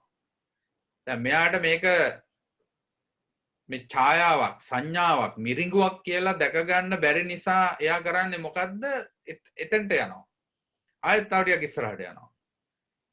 ගිහලා බලපුවම අනේ එතනත් වතුර නැහැ. දැන් මොවා කොච්චර පිපාසෙන්ද ඉන්නේ ජලේ නැතුව. එතකොට එයාගේ පිපාසයම උග්‍ර වෙලා මරණයටපත් වෙනවා. මැරිලා වැටෙනවා. සංඥාවට රැවටිලා. ඒ වගේ බුදුරජාණන් වහන්සේ පෙන්නනවා මේ පෘථග්ජන භාවයෙන් ඉන්න සියලු සත්‍යයම මේ සංඥාවට රැවටෙනවා. එතකොට ඇහැ නිසා සංඥා කරනවා, කන නිසා සංඥා කරනවා, නාසය නිසා සංඥා කරනවා, දිව නිසා සංඥා කරනවා, කය නිසා සංඥා කරනවා, හිත නිසා සංඥා කරනවා. එහෙනම් මේ සංඥා කරලා ගන්න දේවල් කොතෙක් අපි ගත්තත් අන්න අර මුවාට හම්බෙන මිරිඟුව වගේ. කවදාවත් අපිට ඒ තුල හම්බෙන්නේ ඇත්තක්. පවත්මක් පේන්නේ. දැන් බලන්නකො අපි මේ තාක් එහෙම සංඥාවල් කොච්චර විඳලා තියෙනවද කියලා. අන්තිමේට හිස් බවක් නේද තියෙන්නේ. දැන් පිරුණු බවක්ද තියෙන්නේ හිස් බවක්ද? ඇහෙන් බලපුවා සංඥා කරපු දේවල් තුල තියෙන්නේ පිරුණු බවක්ද හිස් බවක්ද? ඊළඟට කනෙන් අහපු දේවල් තුල තියෙන්නේ පිරුණු බවක්ද හිස් බවක්ද? නහයෙන් විඳපු දේවල් තුල තියෙන්නේ පිරුණු බවක්ද හිස් බවක්ද? දිවෙන් විඳපු රසවල තියෙන්නේ පිරුණු බවක්ද හිස් බවක්ද? ඊළඟට කයෙන් ලැබුව පහසේ තියෙන්නේ පිරුණු බවක්ද හිස් බවක්ද? හිතෙන් ලැබුව අරමුණු පිළිබඳව තියෙන්නේ පිරුණු බවක්ද හිස් බවක්ද? එහෙනම් හිස් බව. එතකොට අර මුවා තන තන මාරු කරා. ඒ වගේ අපි මේක කරලා බලනවා, අවල් එක කරලා බලනවා, අවල් එක කරලා බලනවා, ඒක හරියට තව එකක් කරලා බලනවා, මේක වෙනස් කරලා බලනවා, තව රටකට ගිහිල්ලා බලනවා, ඊළඟට තව අත්දැකීමක් අරගෙන බලනවා. එක එක විදිහට මේ අත්දැකීම් වෙනස් කරනවා. සතුට හොයන ක්‍රමවේදය. මේවා වෙනස් කර කර බලනවා. අර මුවා එකින් පියවරෙන් පියවර. ඒ කියන්නේ එතෙන්ට ගිහිල්ලා බලනකොට එතන නැහැ. එතන මිරිඟුව තුල වතුර නැහැනේ. වතුර තියනවා කියලා එතන තාටියක් ඉස්සරහට ගිහිල්ලා බලනවා. එතනත් පවතී කියලා නෑ. මෙහෙම එයාගේ ජීවිතේ තියෙනකම් එයා දිව්වට එයාට වතුර හම්බෙන්නේ නැහැ. එහෙනම් මම මේ මුලාවක් පස්සේ රැවටීමක් පස්සේ දුවන්නේ කියලා තේරුම් ගත්ත දවසට තමයි ඒ ව්‍යායාමයේ අත්හැරලා හැබෑවටම වතුර හොයාගෙන යන්නේ. හැබෑ වතුර තියෙන තැනකට. ඒ වගේ තමයි මේ පෘථග්ජන සත්‍යය මේ සංඥාව තුළ රැවටෙනවා කියන බව බුදුහාමුදුරුවෝ අදනතර අපිත් මේ රැවටිලා යන්නේ. රැවටිලා යන ගමනක යන්නේ. හැබැයි ඒ බව අපි දන්නේ නැහැ. අපි හිතන්නේ මේක තුල මේක තියෙනවමයි කියලා. සනසිල්ල විමුක්තිය තියෙනවායි කියලා තමයි හිතාගෙන යන්නේ. නමුත් ලොකු මුලාවක අපි ගමන් කරන සංඥාවට රැවටිලා. ඊළඟට සංඛාරය. ඒතර සංඛාරයේ බුදුහාමුදුරුවෝ පෙන්වන්නේ කෙහෙල් කඳක්. එහෙනම් මේ චේතනාව තුළ රැස්වීම තුළ අපි සත්‍ය තියෙනවා ඇත්ත තියෙනවා කියලා හිතුවට දැන් කෙහෙල් කඳ වතුර ටික ගලවගෙන ගියපම අරටුවක් හම්බෙන්නේ නැහැ. ඒ වගේ අපිට ඒ මොහොතට සංඛාර වෙන මොහොතට අපිට හිතුණට මේ තුල ඇත්තක් තියෙනවා කියලා ඇත්තක් නැහැ. හේතු ප්‍රත්‍ය තුළින් සකස් වෙච්ච චේතනාවක් පහළ වෙන්නේ. විඳීම හැඳිනීම රැස්වීම කියන අවස්ථාව චේතනාව සංඛාර කිව්වේ. ඊළඟට විඥානය කියන්නේ මායාවක්. එහෙනම් දැන් ඔය ඔය හතරෙන්ම සකස් කරලා දෙන දේ බලන්නකෝ අවසානයේ විඥානය කියන එක මායාවකට පෙන්වුව හැටි. එහෙනම් එතන තමයි ලොකුම මායාව තියෙන්නේ. අපි නැති දෙයක් විඥාකාරයක් නැති දෙයක් අපිට මවලා පෙන්නනවා. ඒ මවලා පෙන්නලා දෙන දේ කොලයක් තියෙනවා. කොලේ පුච්චලා අපිට සල්ලි කොලයක් පෙන්නනවා. නැත්නම් සල්ලි කොලේ පුච්චලා තව කොලයක් අපිට පෙන්නනවා. අන් ඒ වගේ ඇස්බැඳුම් වැඩ කරනවා. එහෙනම් මේ රූප වේදනා සංඥා සංකාර කියන අවස්ථාවෙන් හදලා දෙන දේ විඥාණයෙන් දැනගන්න. විඥාණය කියලා කියන්නේ අපිට නැති දෙයක් තමයි ඇති විදිහට පෙන්වන්නේ. ඒතර අපි මේ ජීවිත කාලය පුරාම පින්වත්නි කරන්නේ මෙන්න මේ නැති දෙයක් පිළිබඳව සංඥා කර කර සොයා යන ගමනක තමයි යන්නේ. ඒක තමයි මුලා වෙලා යනවා. අවිද්‍යාසහගත බව තුල යනවා. ඒතර විඥානය ඇති වෙන්නේ මොකක් නිසාද? ඒතර සංඛාර පච්චා විඥාන. සංස්කාර නිසා තමයි විඥානය හැදෙන්නේ. ඒතර විඥාන පච්චා නාම. ඒතර නාම රූප පත්‍යෙන් තමයි විඥානය සකස් වෙන්නේ. අනිත් පැත්තට බලනකොට පරිසම්පාදේ. එහෙනම් හිතකය සිතකය කියපු අවස්ථාවනේ විඥානය කියන්නේ. නාම රූප දෙක නැත්තම් විඥානයක් හටගන්නේ නැහනේ. නාම ධර්මයේ තමයි විඥානය කිව්වේ. රූපේ ප්‍රත්‍ය වෙනවා. එහෙනම් නාම රූප ප්‍රත්‍යයෙන් තමයි විඥානය සකස් වෙන්නේ. එතකොට යම් තැනක විඥානය නිරෝධ වෙනවද නාම රූප නිරෝධය වෙනවා. ආය මේ රූපස්කන්ධයක් හටගන්න තැනකට කර්ම සකස් වෙන්නේ නැහැ. විඥානේ නිරෝධය. ඒ කියන්නේ බීජය මූලය නැති වුණා. ආයත් තැනක මව් කුසක පිළිසඳ ගන්න නැහැ. මව් කුසක හෝ කොතනක හෝ.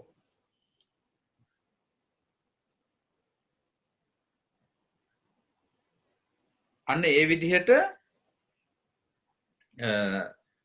අපි තේරුම් අරගන්න එක තමයි මේ මෙතනදී බුදුරජාණන් වහන්සේ මේ පැහැදිලි කරලා තියෙන්නේ. මේ ධම්මානුපස්සනාව තුළ මේ ස්කන්ධ පබ්බේ පිළිබඳව සමුදයත් අත්ංගමයත්. රූපයේ සමුදය රූපය කියන එක මේ ඉති රූපෝ. රූපය කියලා හඳුනා ගන්න ඉස්සෙල්ලා. ඊළඟට සමුදය හඳුනා ගන්න අත්ංගමය හඳුනා ගන්න. වේදනාව කියලා හඳුනා ගන්න වේදනාවේ සමුදය හඳුනා ගන්න අත්ංගමය හඳුනා ගන්න. සංඥාවේ සමුදය හඳුනා ගන්න අත්ංගමය හඳුනා ගන්න. සංකාරයේ සමුදය හඳුනා ගන්න අත්ංගමය හඳුනා ගන්න. විඥානයේ සමුදය හඳුනා ගන්න අත්ංගමය හඳුනා ගන්න. තේරුම් ගන්න. අන්න එතකොට අපි අන්න ඒ විදිහට මේ ස්කන්ධ පංචකය පිළිබඳවම තේරුම් ගත්ත වෙනවා. හටගන්නේම සහ වෙනස්. ඊළඟට කියනවා මේ సంతානයේ ස්කන්ධ ධර්මයන් කෙරෙහි ධම්මානුපස්සීව වාසය කරනවා. එතකොට ඔන්න ඔය විදිහට දකින එක තමයි ධම්මානුපස්සීව වාසය කරනවා කියලා කිව්වේ. එතකොට දැන් Taman තුල මේ ස්කන්ධ ටික හටගත්තත් අනුන් තුල හටගත්තත්. ඒ කියන්නේ මෙරම අනුන් තුල. එතකොට Taman තුල හටගත්තත් අනුන් තුල හටගත්තත් මොකද්ද තියෙන්නේ? ස්කන්ධ ටිකක්මයි. එතකොට බුදුරජාණන් වහන්සේට රහතන් වහන්සේලාට පේන්නේ මේ සත්ත්ව පුද්ගලයෝ නෙමෙයි ස්කන්ධ. 100ක් 500ක් හිටියත් පේන්නේ මෙතන ස්කන්ධ පංචකයක්. දැන් අපි 500ක් කියලා කියනවා ඒක සම්මුති විවහාරය. නමුත් පේන්නේ ස්කන්ධ. ඒ ස්කන්ධ පහත් මේ ස්කන්ධ ටිකක් තියෙනව නෙමෙයි ඇති වෙමින් නැති වෙනවා වෙනස් වෙනවා. සත්ත්ව පුද්ගල ස්වභාවයෙන් ඔබට ගිහිල්ලා. එතකොට විතක ආධ්‍යාත්මික సంతානෙද බාහිර යෙහිද. එතකොට Taman තුල බැලුවත් බාහිරේ බැලුවත් සිද්ධ වෙන්නේ ස්කන්ධ ධර්මයන්ගේ ඇතිවීමක් සහ හට ගැනීමක් සහ නිරුද්ධ වීමක්. හට ගැනීමක් සහ අත්ංගමයක්. මෙන්න මෙහෙම බලන එකට කියනවා ධම්මානුපස්සීව වාසය කරනවා කියලා. එතකොට උපාදානස්කන්ධ ධර්මයෝ ඇතැයි කියා ඔහුට සිහිය එළඹ සිටියේ වෙයි. අන්න. දැන් තමන්ගේ సంతානයේ යම්කිසි විදිහකින් රූපය මූලික කරගෙන ඉන්ද්‍රිය ධර්ම හරහා යම් රූපයක් උපාදාන කරගන්නවද උපාදාන කරගන්නවනේ උපාදාන වෙනවද ඒ බව එයාට පේනවා. දැන් රූපේ මූලික කරගෙන විඳීම ස්පර්ශයෙන් විඳීම සංඥාව සංකාරය විඥානය. එතකොට මුලින්ම රූපේ උපාදාන වුණොත් අනිවාර්යයෙන්ම වේදනාවත් උපාදාන වෙනවා. සංඥාවත් උපාදාන වෙනවා සංකාරයත් උපාදාන වෙනවා විඥානයත් උපාදාන වෙනවා. රූපය ළඟ බැසගත්තේ නැත්තම් රූපය තුල උපාදානස්කන්ධ කරේ නැත්තම් එතනින්ම ඒක නිරුද්ධ වෙනවා. එහෙනම් විඥාණයට එකතු වෙන්නේ ප්‍රඥාව. එයා දැනගන්න එක තුල රූපයක් නැහැ. මෙතන ස්කන්ධ ටිකක් පහළ වෙලා නිරුද්ධ වෙනවා. සත්ත්ව පුද්ගල ආත්මීය වශයෙන් පිළිගන්න බෑ. පිළිගන්න නැහැ කියලා එයා සත්‍ය වශයෙන්ම දකිනවා. අන්න ඒක තමයි එයාට මතු මත්තේහි නුවණ වැඩිම පිණිස සිහිය වැඩිම පිණිස හේතු වෙන්නේ.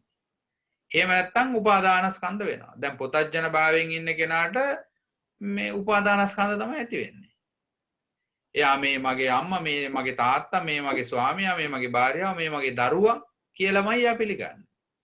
මේ ස්කන්ධ ධර්ම පිළිබඳව අවබෝධයක් නැහැ. එතකොට ඒ ඉන්න අම්මා තාත්තා දරුවා නැති වෙනකොට බලන්නකෝ මොනතරම් දුකක් වේදනාවක් ඇති වෙනවද දරා ගන්න බැරි තරම්. ඒ ඇති වෙන්නේ ඇයි? මෙන්න මේ අවබෝධය නැති හින්දා. එතකොට බුදුපසේ බුදුමහරහතන් වහන්සේලාට මේ තමන් ඇසුරු කරන අය තමන්ගේ කියලා ඉන්න අය කෙනෙක් නැති වෙනකොට උන්වහන්සේලාට ඒක සමසිතින් දරා ගන්න පුළුවන් මොකද? ඒ ස්කන්ධ බව තේරුම් අරගෙන ඉන්නවා. ඒකයි වෙනස. 아무තු දෙයක් නෙමෙයි. දැන් පුංචි කාලේ පොඩි දරුවට උපාදානස්කන්ධයක් නැහැ. ඒ කියන්නේ නැතුවට නෙමෙයි මේ ජීවිතයේ වශයෙන් තාම උපාදානස්කන්ධ සකස් වෙලා නැහැ. ඒ හින්දානේ බලන්නකෝ දැන් ජීවිතේ එක වයසක් යනකම් පුංචි කාලේ අවුරුද්දක් දෙකක් වගේ යනකම් තදට නැහනේ ඒක. දැන් සමහරට යාගේ තාත්තා හරි අම්මා හරි මැරිලා ඉන්න පුළුවන්. ඉතින් අර අනිත් ළමයි එක්ක මිනිහ වටේ සෙල්ලම් කරනවා දඟලනවා කැරකෙනවා. එයාට අරක නැහැ. ඒක ලොකු අයට තියෙනවා. ලොකු අයට අනේ මගේ අම්මා මැරිලා තාත්තා මැරිලා සහෝදරයා මැරිලා කියලා එයා ලොකුවට ඔළුව අත ගහගෙන ඉන්නවා. නමුත් අරයාට මේ පිළිබඳව තවම දැන හඳුනා ගැනීම බරපතලව නැති නිසා, ඒ කියන්නේ උපාදානය කරගෙන නැති නිසා එයාට වෙහෙසක් නැහැ. අන්න ඒක තමයි අර පිරිසුදු මනස කියලා කිව්වේ. අන්න ඒ වගේ දැන් ඒ අනවබෝධයෙන් ඉන්නේ. නමුත් අවබෝධයෙන් ඉන්න පුළුවන් ඒ විදිහට. මේක අවබෝධ කරගත්තට පස්සේ ඕනෑම අහිමිවීමක් නැතිවීමක් හමුවේ දුකට පීඩාවට වෙහෙසටපත් නොවි ජීවිතයේ හිත පවත්වා තියාගන්න පුළුවන්. ඒතර දැන් අපි මේ ගත කරන ජීවිතේ වටිනාම වැදගත්ම දේනේ අපිට ඇති වෙන පීඩාවන් හමුවේ කායික මානසික අපේ හිත ඇද නොඇටි පවත්වා ගන්න පුළුවන් හැකියාව. එතකොට ඒ ශක්තිය ඇති කරගන්නනේ අපි මේ හැම දෙයක්ම කරන්නේ. දැන් කායිකවත් අපි කය ශක්තිමත් කරනවා කයට යම් දෙයක් ඔරොත්තු දෙන්න පුළුවන් විදිහට. දැන් පරක් උස්සන්න පුරුදු වෙනවා. ඒ පුරුදු වෙච්ච කෙනාට මහා ටොන් මේ කියන්නේ ලොකු බරක් වුණත් උස්සන්න පුළුවන්. ඒ වගේ දැන් මේ හිතත් පුරුදු කරාට පස්සේ මේ කම්පණය නොවි ඉන්න ඒ කියන්නේ යථාර්ථයේ තේරුම් ගත්තට පස්සේ යාට පුළුවන් මේ විදිහට ඉන්න. දැන් අර රහතන් වහන්සේලා ඒක අවබෝධ කරගන්න ස්කන්ධ විතරයි උන්වහන්සේලාට. ඒවට උපාදාන නැහැ. උපාදාන ස්කන්ධ පහළ වෙන්නේ නැහැ. නමුත් උපාදාන කරගන්න අයට අන්න අර තෘෂ්ණා දෘෂ්ටි නිස්සය වෙනවා. වැඩෙනවා. එහෙනම් දැන් තෘෂ්ණා දෘෂ්ටි වශයෙන් පිළිගන්නේ නැහැ. සිහිය නොවන දෙක වැඩෙනවා. එහෙනම් ලෝක කිසි තෘෂ්ණා දෘෂ්ටි විසින් නොපිළිගන්නේ වෙයි. මහණෙනි මෙසේත් මේ භාවනා කරන යෝගියා යෝගාවචරයා මේ පංච උපාදානස්කන්ධ ධර්මයන් පිළිබඳව ධම්මානුපස්සීව වාසය කරන්නේ වෙයි. ඔන්න ධම්මානුපස්සනාව පිළිබඳව මෙන්න මේ පංචස්කන්ධේ උපාදාන සකස් කරගන්න විදිහත් ඒකෙන් මිදෙන විදිහත් නැත්නම් සමුදයත් අත්ංගමයත් පිළිබඳව අපි සාකච්ඡා කරලා තේරුම් ගත්තා. එතකොට දැන් අතීතයේ හිටියා කියලා සාස්වතයේ දෘෂ්ටියට වැටෙන්නෙත් නැහැ. ඊළඟට අනාගතයේ පිළිබඳව මරණින් මත්තේ නැහැ කියලා උච්ඡේදයකටපත් වෙන්නෙත් නැහැ. හේතුන් නිසා හටගත්ත දේ නොපවතිනවා කියන තැනක තමයි අවබෝධය තුළ සිහිය පිහිටලා තියෙන්නේ. ඒතර ඔන්න ඔය විදිහට අපි මේ දෘෂ්ටි ගතික බවට පත් වෙන්නේ නැතුව සාස්වත සහ උච්ඡේද කියන දෘෂ්ටි ගතික බවට පත් වෙන්නේ නැතුව සම්මා දිට්ඨි කියන ආර්ය මාර්ගයේ පෙන්වලා තියෙන සම්මා දිට්ඨිය පූර්වාංගම වූ සිහියකින් මේ පිරිසිදු දකිනවා. දුක්ඛේ ඥානං, දුක්ඛ සමුදය ඥානං, දුක්ඛ නිරෝධේ ඥානං, දුක්ඛ නිරෝධගාමී පටිපදාය ඥානං, පුබ්බන්තේ ඥානං, අපරන්තේ ඥානං, පුබ්බන්ත පරන්ත ඥානං, පරිසම්පාද ධම්මේස ඥානං, අයං උච්චති භික්ඛවේ සම්මා දිට්ඨි කිව්වේ ඒකට. එහෙම නැත්නම් ඒක අනිත් පැත්ත දුක්ඛේ අඥානං, දුක්ඛ සමුදය අඥානං, දුක්ඛ නිරෝධේ අඥානං, දුක්ඛ නිරෝධගාමී පටිපදාය අඥානං, පුබ්බන්තේ අඥානං, අපරන්තේ අඥානං, පුබ්බන්ත පරන්තේ අඥානං, පරිසම්පාද ධම්මේස අඥානං, අයං උච්චති භික්ඛවේ මිච්ඡා දිට්ඨි. අන්න මිත්‍යා දෘෂ්ටිය මෙන්න සම්මා දිට්ඨිය. එහෙනම් සම්මා දිට්ඨිය පූර්වාංගම වූ සම්මා සංකප්පය වැඩෙනවා. සම්මා දිට්ඨිය පූර්වාංගම වූ සම්මා වාචා වැඩෙනවා. කම්මන්ත ආජීව වායාම සති සමාධි කියන මේ අංග ටික වැඩෙනවා. හැබැයි සම්මා දිට්ඨිය පූර්වාංගම වෙලා තියෙනවා ඥාන දර්ශනය තුලින්. ඒකයි යථාභූත ඥාන දර්ශනය කියලා කිව්වේ. ඉතින් ඔන්න ඔය විදිහට මේ ඛණ්ඩපබ්බය අපි අද දවසේ සාකච්ඡා කරලා තේරුම් කළා. ඉතින් අපි මේ ඔස්සේ සුමනාඳුර කියමු කාට හරි ප්‍රශ්න තියෙනවා නම් ගැටලුවක් අහන්න පුළුවන්. ඔය ඊට පෙර එකකින් හරි. එතකොට මේ අද කොටසේ හෝ දැනට මේවා මේ සූත්‍ර දේශනාවේ යම් කාරණා සම්බන්ධව ගැටලු තිබෙනවා නම් ප්‍රශ්න අහන්න පුළුවන්. තෙරුවන් සරණයි හාමුදුරනේ. අර කරපු ධම්මානුපස්සනාව මම හිතන්නේ පැහැදිලිව තේරුම් ගත්තා නේද? රූප වේදනා සංඥා සංකාර කියන පංචස්කන්ධය තුළ ආත්ම පුද්ගල ස්වභාවයක් නැහැ කියන එක තමයි පිටින් කිව්වා. චිත්තානුපස්සනාව ගැන පොඩ්ඩක් විග්‍රහ කරන්න පුළුවන් වෙලාව තියෙනවා නම් හිතන්නේ. ඔය චිත්තානුපස්සනාවේදී අපි කතා කළේ චිත්තානුපස්සනාවේ කරුණු 16ක් ගැන කියනවා. ඒ කියන්නේ මේ රාගසිත, විරාගසිත, සරාගං වා චිත්තං සරාගං චිත්තන්ති පජානාති, විරාගං වා චිත්තං විරාගං චිත්තන්ති පජානාති, වීත දෝසං වීත මෝහං, ඔය විදිහට මේ කරුණු 16ක් ගැන කියනවා. ඊළඟට ලෝභ සිත, දේශ සිත, මෝහ සිත, අමෝහ සිත, ඔය විදිහට මේ කියන්නේ මහත්ගත සිත, අමහත්ගත සිත විදිහට දැන් මේ චිත්ත ස්වභාවය පිළිබඳව. හැබැයි ඉතින් ඒ කොහොම කතා කරත් මේ සිතේ ඒ අවස්ථාවට පහළ වෙන සිතුවිලි පිළිබඳව තමයි මේ චිත්තානුපස්සනාවෙන් කියන්නේ.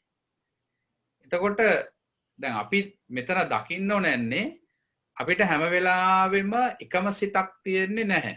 ඒ අවස්ථාවේ ඒ යෙදෙන හේතු අනුව තමයි සිත පහළ වෙන්නේ. දැන් වර එක රාගසිතක් ඇති වෙනවා. ඊළඟට රාගසිත නැති වෙලා දේශසිතක් ඇති වෙනවා. එතකොට දේශයේ උපදින්න තියෙන හේතුව අර නිදාංගතව පවතිනවා. රාගය ඇති වෙන්න තියෙන හේතුව නිදාංගත. දැන් බණ අහන වෙලාවට අපිට ශ්‍රද්ධාව ඉපදිලා තියෙනවා. දැන් මේ වෙලාවට රාගයක් නැහැ, ද්වේෂයක් නැහැ. හැබැයි රාගයයි ද්වේෂයයි දෙක නැති වෙලාද? නැති වෙලා නැහැ. ඒක තමයි නිදිගත් අවස්ථාව කියලා කියන්නේ. අනුශගත අවස්ථාව.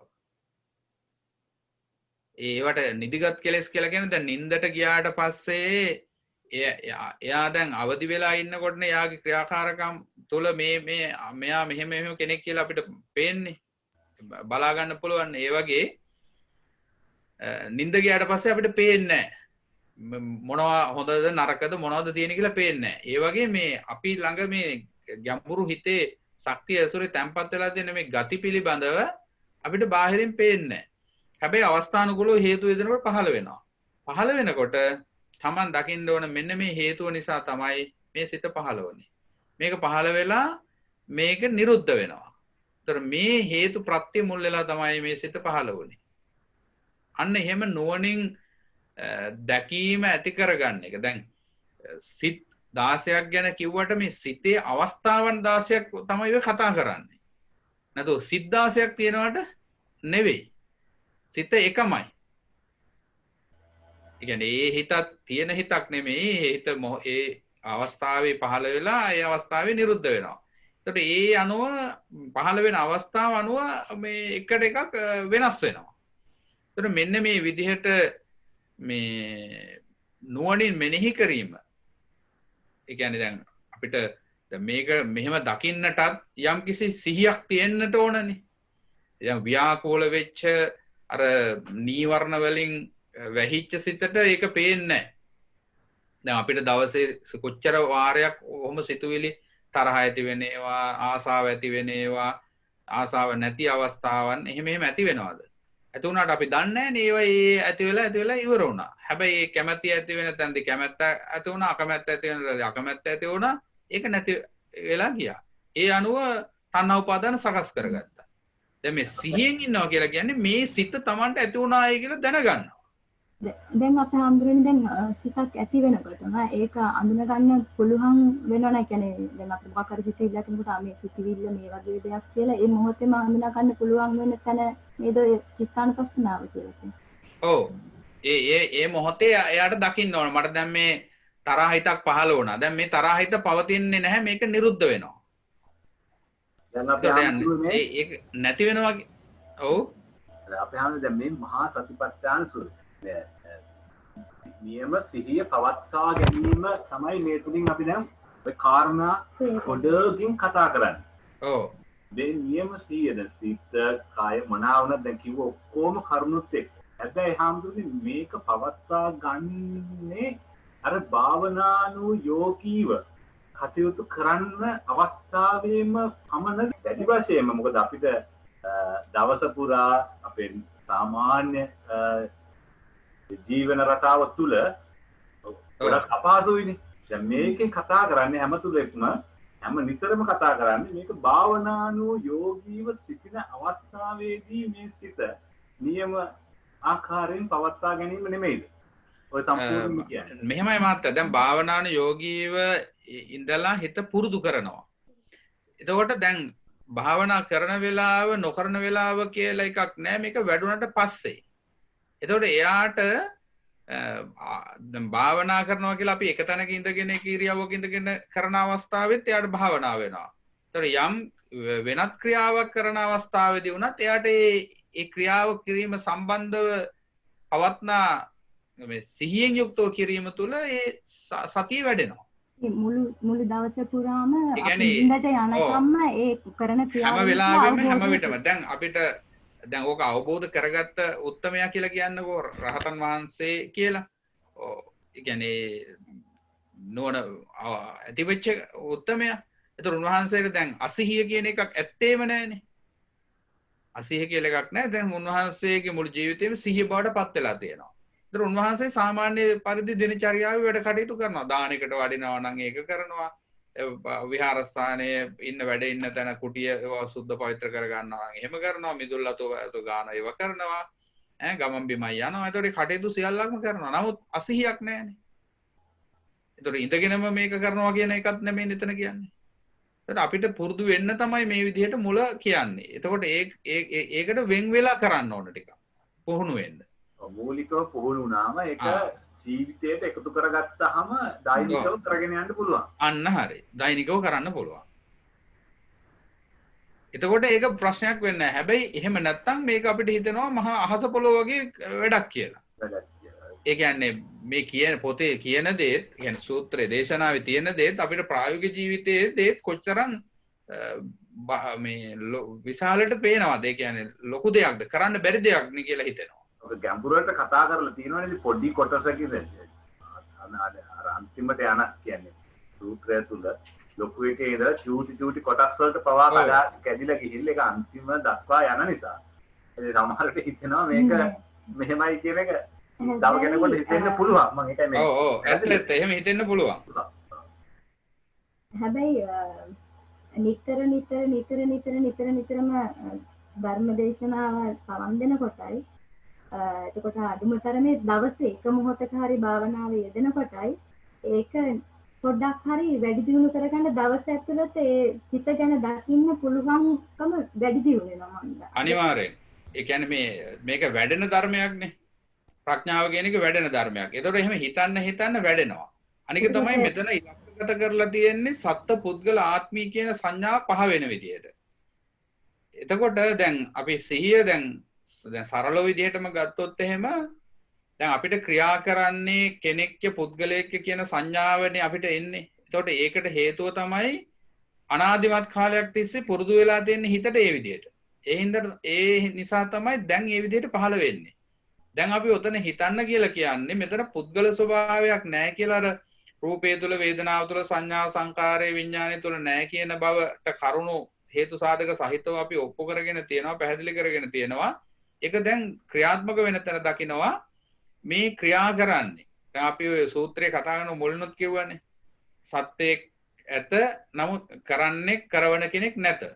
ක්‍රියාවක් ඇත කරවන කෙනෙක් නැත. ඒතකොට කරන්නේ මේ ආස්වාස වාතයට චේතනාව එකතු වෙලා ක්‍රියාවෙන් නිරුද්ධ වෙනවා. ඉතින් ඕකනේ වෙන්නේ දැන් ගමන් කරනවා කියනවා. ඒතකොට කවුද ගමන් කරන්නේ? දැන් අපි හිතන්නේ මම යනවා කියලා. දැන් මම කියලා කෙනෙක් මෙතන නැහැ. චේතනාවක් පහළ වෙලා ගමන් කරන ක්‍රියාව පිළිබඳව ඒකට වාතය එකතු වෙලා ආස්වාස වාතය දැන් ආස්වාස වාතය ලැබුණ නැත්නම් ওই චේතනාව පහළ වෙන්නේ නැහැ ගමන් කරන්නත් බෑනේ. ඒතකොට අපි මෙතන මේ මම කියලා පුද්ගල ස්වභාවයකට ඉඩ දෙනවා නම් ඒ පුද්ගල ස්වභාවය මම කියන කෙනා එහෙනම් අර වාතය වෙන්න ඕන. පුද්ගලයෙක් නෙමෙයි. එතකොට නමුත් අපි වරදි වටහා ගැනීමක් වෙලා තියෙනවා අර ක්‍රියාව කරන කෙනෙක් ඇතය කියලා. එතකොට හැබෑවටම එතන පුද්ගලයෙක් නැහැ. වායෝ ධාතුවට චේතනාවක් එකතු වෙලා චේතනාව තමයි ක්‍රියාත්මක වෙන්නේ. චේතනාව ඇති වෙන්නේ භාවිත වුණ ආකාරයට. දැන් පුංචි කාලේ පොඩි ළමයාට චේතනාවක් නැහැ. දැන් බත් ටික අතට අරගෙන කන්න ඕන කියන චේතනාව නැහැ එයාට. මොකද පුරුදු කරන්න ඕන. ඇවිදින විදියට දැන් පොඩි ළමයෙකුට ඇවිද්දවන්න කොච්චර අමාරුවෙන්ද පුරුදු කරේනේ. වැසිකිලි කැසිකිලි යන විදිය. එතකොට ඒ භාවිත වෙච්ච විදිය දැන් අපිට සිහි වෙනවා. එතකොට මේ පහළ වෙන තරම සිතුවිලි පහළ වෙන්නේ හැම දෙයක්ම භාවිත වෙච්ච විදිය. දැන් අපි ඉගෙන ගන්නවා කියලා කරන්නේ මොකද්ද? හිතට භාවිත කරනවනේ. එතකොට ඒ විදිය පහළ වෙනවා අපිට. දැන් අපි ගාථා පාඩම් කරනකොට පාඩම් කරපු විදිය අනුව අපිට සිහි වෙනවා. චක්‍රේ පාඩම් කරා ඒ විදියට සිහි වෙනවා. ඒක තමයි සිතුවිල්ල කියන්නේ. දැන් කන්න බොන්න, අඳින පළඳින විදිය, ගමන් බිමන් යන විදිය, රැකී ආරක්ෂා කරන විදිය ඔක්කොම ඒ පහළ වෙනවා. එතකොට හැබැයි ඒක පහළ කරන්නේ වායු ධාතුව. එතකොට අපි සිහිය පවත්වනවා කියලා කියන්නේ මේ ක්‍රියාව කරන්නේ මම නෙමෙයි ආස්වාස ආතරේ චේතනාව එකතු වෙලා ක්‍රියාව වෙනවා. ඒ ක්‍රියාවත් ආරම්භයේ ක්‍රියාවීම නිරුද්ධ වීම.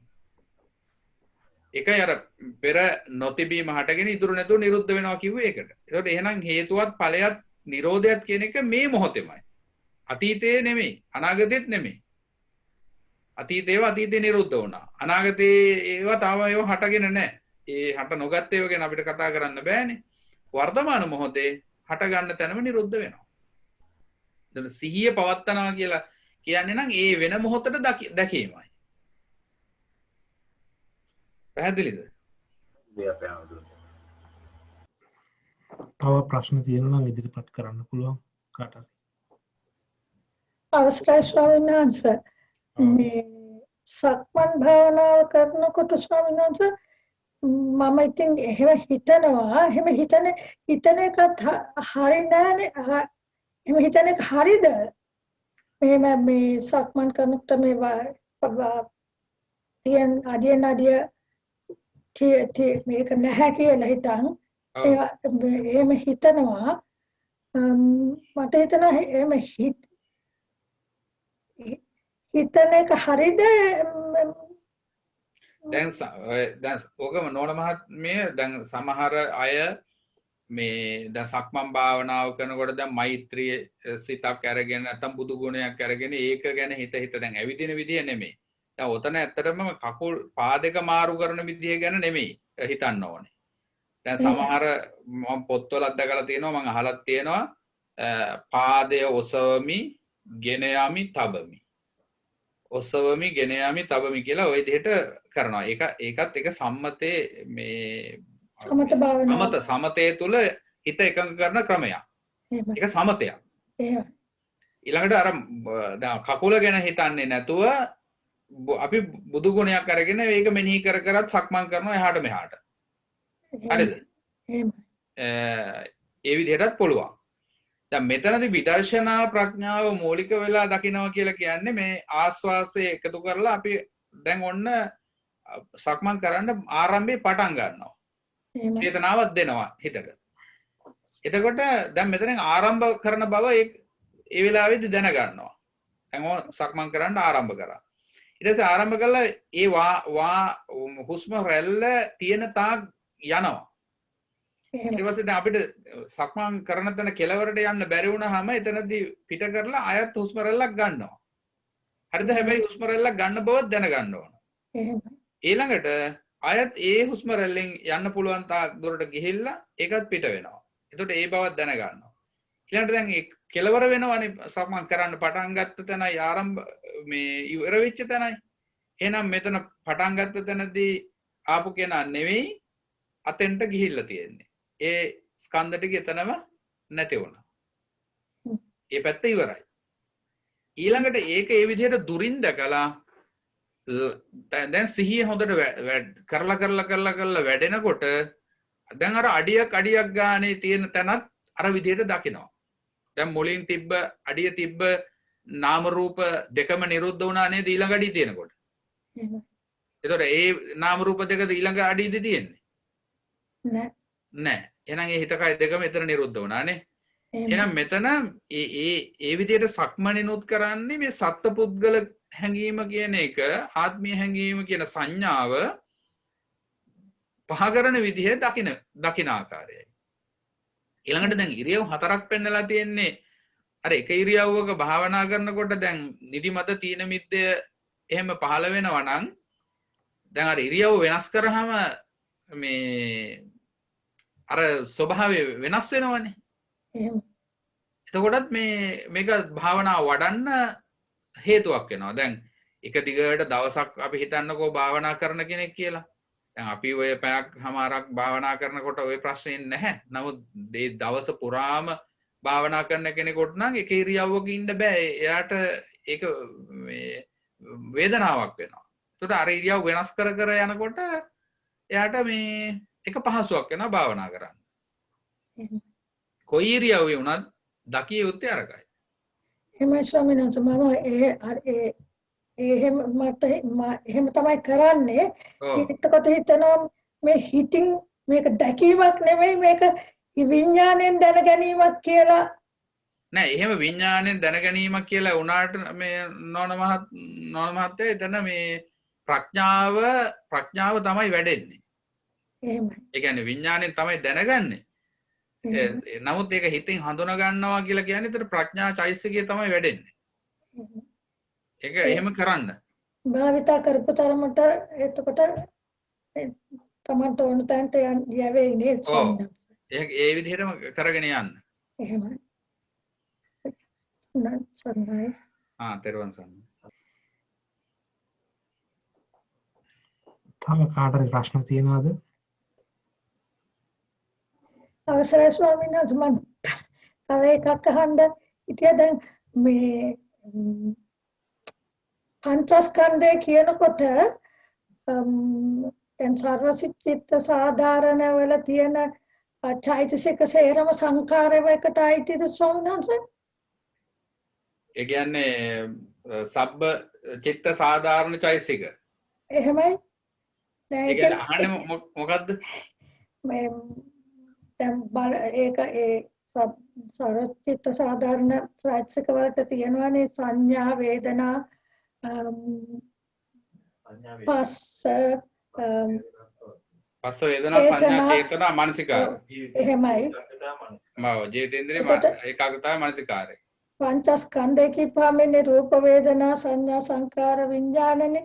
ඉතින් මම හිතුවා ඊතුරු අනිත් චෛතසිකත් සේරම ඉපදෙනවානේ මේ විඥානේ ඉපදෙනකොට ඔය සේරම ඉපදෙනවානේ සේරම චෛතසික මම හිතුවා සංකාරයක් කියලා කියපුවම අනේ ඔය මේ කියපු නැති ඒවත් ඒකටයි තියෙන්නේ කියලා. ඒක හරි. එහෙමයි. මට නිකන් ඒක හිතට ආවා මං හිතා ස්වාමීනාචකෙන් ඒක අහලා දැනගන්න ඕනේ හරියට කියලා. සම්මාත්ම අභිධර්මයේ ඔය තමයි විස්තර කරන්නේ චෛතසික 52 චෛතසික කියලා 52ක්. එහෙමයි. එතනින් වේදනා සංඥා චෛතසික දෙක වෙන් කරලා අරන් තියෙනවා ඔය මේ පංචස්කන්ධයට. එහෙමයි. නමුත් ඊතුරු චෛතසික සියල්ලම සංඛාර ගොඩේ තමයි තියෙන්නේ. එහෙමයි. ඊතුරු 50ම. ඊතුරු 50ම. අතන සබ්බචිත්ත සාධාරණ කියලා කිව්වේ ඒ ටික සෑම සිතක්ම පහළ වෙන්න අදාළයි. ඒ හැම හිතකම යෙදෙනවා. සහිතවයි හටගන්නේ. ඒ ටිකත් සහිතව තවත් සිතුවිලි ගොඩක් එකතු වෙන්න පුළුවන්. අර 52කින්. ලෝභ වෙනකොට අකුසල පැත්තට සෝබන කියලා තියෙනවා. ඒ කියන්නේ කුසල් පැත්තට යෙදෙනකොට එහෙම. චේතනාවට අනුව තමයි දෙපැත්තට හැරෙන්නේ. චේතනාව යහපත් වෙනකොට කුසල් පැත්තට හැරෙනවා. සබ්බචිත්ත සාධාරණ ටික සහිතව තවත් සිතුවිලි එකතු වෙනවා. ඒක සංඛාර. මම මේ පස්සේ චේතනා චෛතසිකේ චරමට තෝරගන්න බැරි හින්දා මම ඒක අභිධර්ම පොත අරගෙන කියෙව්වා. එතකොටයි මට මේ හිතට ආවේ මේක. අවසරයි ස්වාමීන් වහන්සේ දැන් ඇහෙනවා. හොඳයි. ස්වාමීන් වහන්සේ මේ වහන්සේ හොඳට මේ අපිට මේක කියලා දුන්නා. ඒ අතරතුර මේ මට තේරුණ හැටියට ඔබ වහන්සේ අර හොඳ උදාහරණයක් ගත්තනේ අර මිරිඟුව ගැන කියද්දි සංඥාව ගැන. එතකොට එතෙන්දී මට මේ තේරුණ හැටියට මේ දැන් මගේ ඉස්සරහා මෙතන මේ දොරක් තියෙනවා. ඔය දොර දිහා මම බලනකොට මේම හරි විදිහට බලන විදිහක් ඒ කියන්නේ අපි දැන් ඔබ වහන්සේ මේ දේශනා කරපු විදිහට අර මේක දොරක් කියලා ඉවරලා අපි හිතුවොත් ඒක වැරදිනේ. ඔව්. එතකොට අපි ගොඩක් අර මේ මගේ මේ ප්‍රසාද රූපයත් එක්ක බාහිර රූපය මේ ගැටිලා ඊට පස්සේ විඥානය එතෙන්ට පහළ වෙලා ඇතිවන දෙයක් විදිහට. ඉතින් ඕක අපිට මේ හැමතිස්සෙම ඕක අපිට කරගෙන යන විදිහක් මේ පැහැදිලි කරලා දෙන්න පුළුවන්ද? දැන් මොකද අර ඔව් මහත්තයා දැන් මට කියන එක තේරුණා. දැන් අපිට ඇත්තටම දැන් එතන දොර කියලා දැන් සම්මුති විවාහාරය තුළ මේ දැන් මට දොරක් හම්බෙනවා. දොරක් පේනවා කියලා අපි කියනවා. දැන් එතන ඇත්තටම වෙන්නේ සතර මහා ධාතුවනේ. මේ හැ කියන්නේ සතර මහා ධාතුව, මේ දොර කියන්නේ සතර මහා ධාතුව නේද? ඒතර ධාතු ස්පර්ශයක් වෙනවා නිරුද්ධ වෙනවා. අවසරයි සයනස ඇහුන්නේ නැහැ මොකුත් කට් වුණා මේ දැන් ඇහෙනවද? දැන් කියන්නයි. දැන් ඇහෙනවද? දැන් ඇහෙනවා. ඔව්. එතකොට දැන් දොර කියන්නේ දැන් අපි හිතන්නේ මේ අපිට ඇහැට දොර හම්බෙනවා කියලානේ. එහෙම තැනකින් අපි දකින්නේ. ඔව් දොර හරි ගේ හරි නේද? එතකොට ඇත්තටම ඇහැ කියන්නේ සතර මහා ධාතු. දොර කියන්නේ සතර මහා ධාතු. එතකොට ධාතු මෙතන ස්පර්ශයක් වෙනවා. එතන හඳුනා ගැනීම තුලත් මෙතන මේ ධාතු මාත්‍ර හමුවීමක් තමයි සිද්ධ වෙන්නේ. එතන රූප වශයෙන් යම් වස්තුවක් තියෙනවටම තියෙනවා කියනවා නෙමෙයි. එතකොට ඒක මහත්තයා ඒ විදිහටම දකින්න තමයි එහෙම සිහි වෙන විදිහ සම්පූර්ණ වෙන්නේ. දැන් අර එක කතාවක තියෙනවා භාවනා කරන්න ගියපු කෙනෙක් භාවනා කරන්න යනකොට එයා දැක්කලු කඳු වශයෙන් ඇලදොල විදිහට ගංගා මිනිස්සු විදිහටම එයා දැක්කලු. හරි? ඊට පස්සේ එයා භාවනා කරන්න ගිහිල්ලා භාවනා කරාට පස්සේ දැක්කලු කඳු නොවන බව. ගංගා ඇලදොල නොවන බව. මිනිස්සුන් නොවන බව එයා අවබෝධ කරගත්තලු. ආයත් එයා දැක්කලු භාවනා කරලා ආපහු එනකොට මේ මිනිස්සු බවත් කඳු බවත් ඇලදොල බවත්. එතකොට දැන් මේ කතාවෙන් මොකද්ද කියන්නේ? එයා මුලින් ඒ ගංගාව කියන්නේ ගංගාවමයි, කන්දමයි, මිනිස්සුමයි කියන සම්මුතිය තුලන එයා ඒවා ඒ හම්බෙන දේ එහෙමමයි කියලානේ හිතුවේ. අර අවබෝධයක් ධාතු කතාවක් එයාට වැටහෙන්නේ නැහනේ. ඒතර එයා භාවනා කරාට පස්සේ දැක්කා මේ හැම දෙයක් තුලම තියෙන්නේ මේ අපි බලන විදිහ. කියන්නේ පරමාර්ථය හැටියට එහෙම දෙයක් නැහැ. දැන් කන්දක් කියලා අපිට පේනකොට මෙතන තියෙන අංශු සමූහයක්. එහෙම බෙදලා බලනකොට ඒ සකස් වෙච්ච විදිහ තමයි අපි කන්ද කියලා ගන්නෙ. එතන අංශු සමූහය. ඒතකොට මෙතන ශක්ති ක්‍රියාවලියක් තියෙන්නේ. මනුස්සයෙක් කියලා කියන්නේ මෙතන ධාතු සමූහයක්. නැත්තම් ස්කන්ධ සමූහයක්. ඒක පිළිගන්න ආකාරය තමයි අර දෘෂ්ටිගත කරලා අපි අරගන්නේ. ඒතකොට ඒක යා එහෙනම් නැති බව දැක්කා. ආයත් සම්මුතිය තුල දැන් ජීවත් වෙන්න එපා. දැන් අපි එහාට මෙහාට යනවා මේ අම්මා තාත්තා කියලා මෙහෙම විවාහාරය තුල කතා කරනවා. එහෙම නෙවෙයි කියලා කිව්වොත් ඒක පිස්සු කියයි. දැන් පොල් ගහ කියන්න එපා. කොස් ගහ කියන්න ඕන. කොස් පොල් දෙක වරදවා දෙක මාරු කරොත් එහෙම සම්මුතිය තුල අපිට ජීවත් වෙන්න බෑ. හැබැයි ඒක කොස් ගහ කියලා කියවට ඒක කොස් ගහම නෙවෙයි. ඒ කියන්නේ අර විදිහට බෙදලා බලනකොට ඒක තුල එහෙම නැහැ. එතන තියෙන්නේ ධාතු ටික. දැන් අපි අර මේ සූත්‍රයේත් මුලින් ඉඳලා කතා කරගෙන එනකොට කිව්වනේ මේ කායනුපස්සනාව තුළ ධාතු මනසිකාරය මේ ධාතු මනසිකාරයෙන් බලනකොට මෙතන මේ ධාතු සමූහයක් තියෙන්නේ කියලා රූපයක් නැහැ කියලා. එහෙමයි. ඒතර සවිඥානික අවිඥානික හැම දෙයක් තුළම මේක ඇත්ත කතාව ඒක.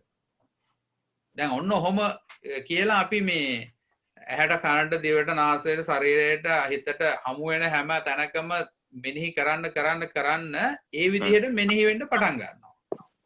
එහෙමයි. ඒකයි කලේ අර එක හාමුදුර කෙනෙක් අර භාවනා කරනකොට අට්ටි භාවනාව කියලා කියන්නේ ඇටසැකිල්ලක්.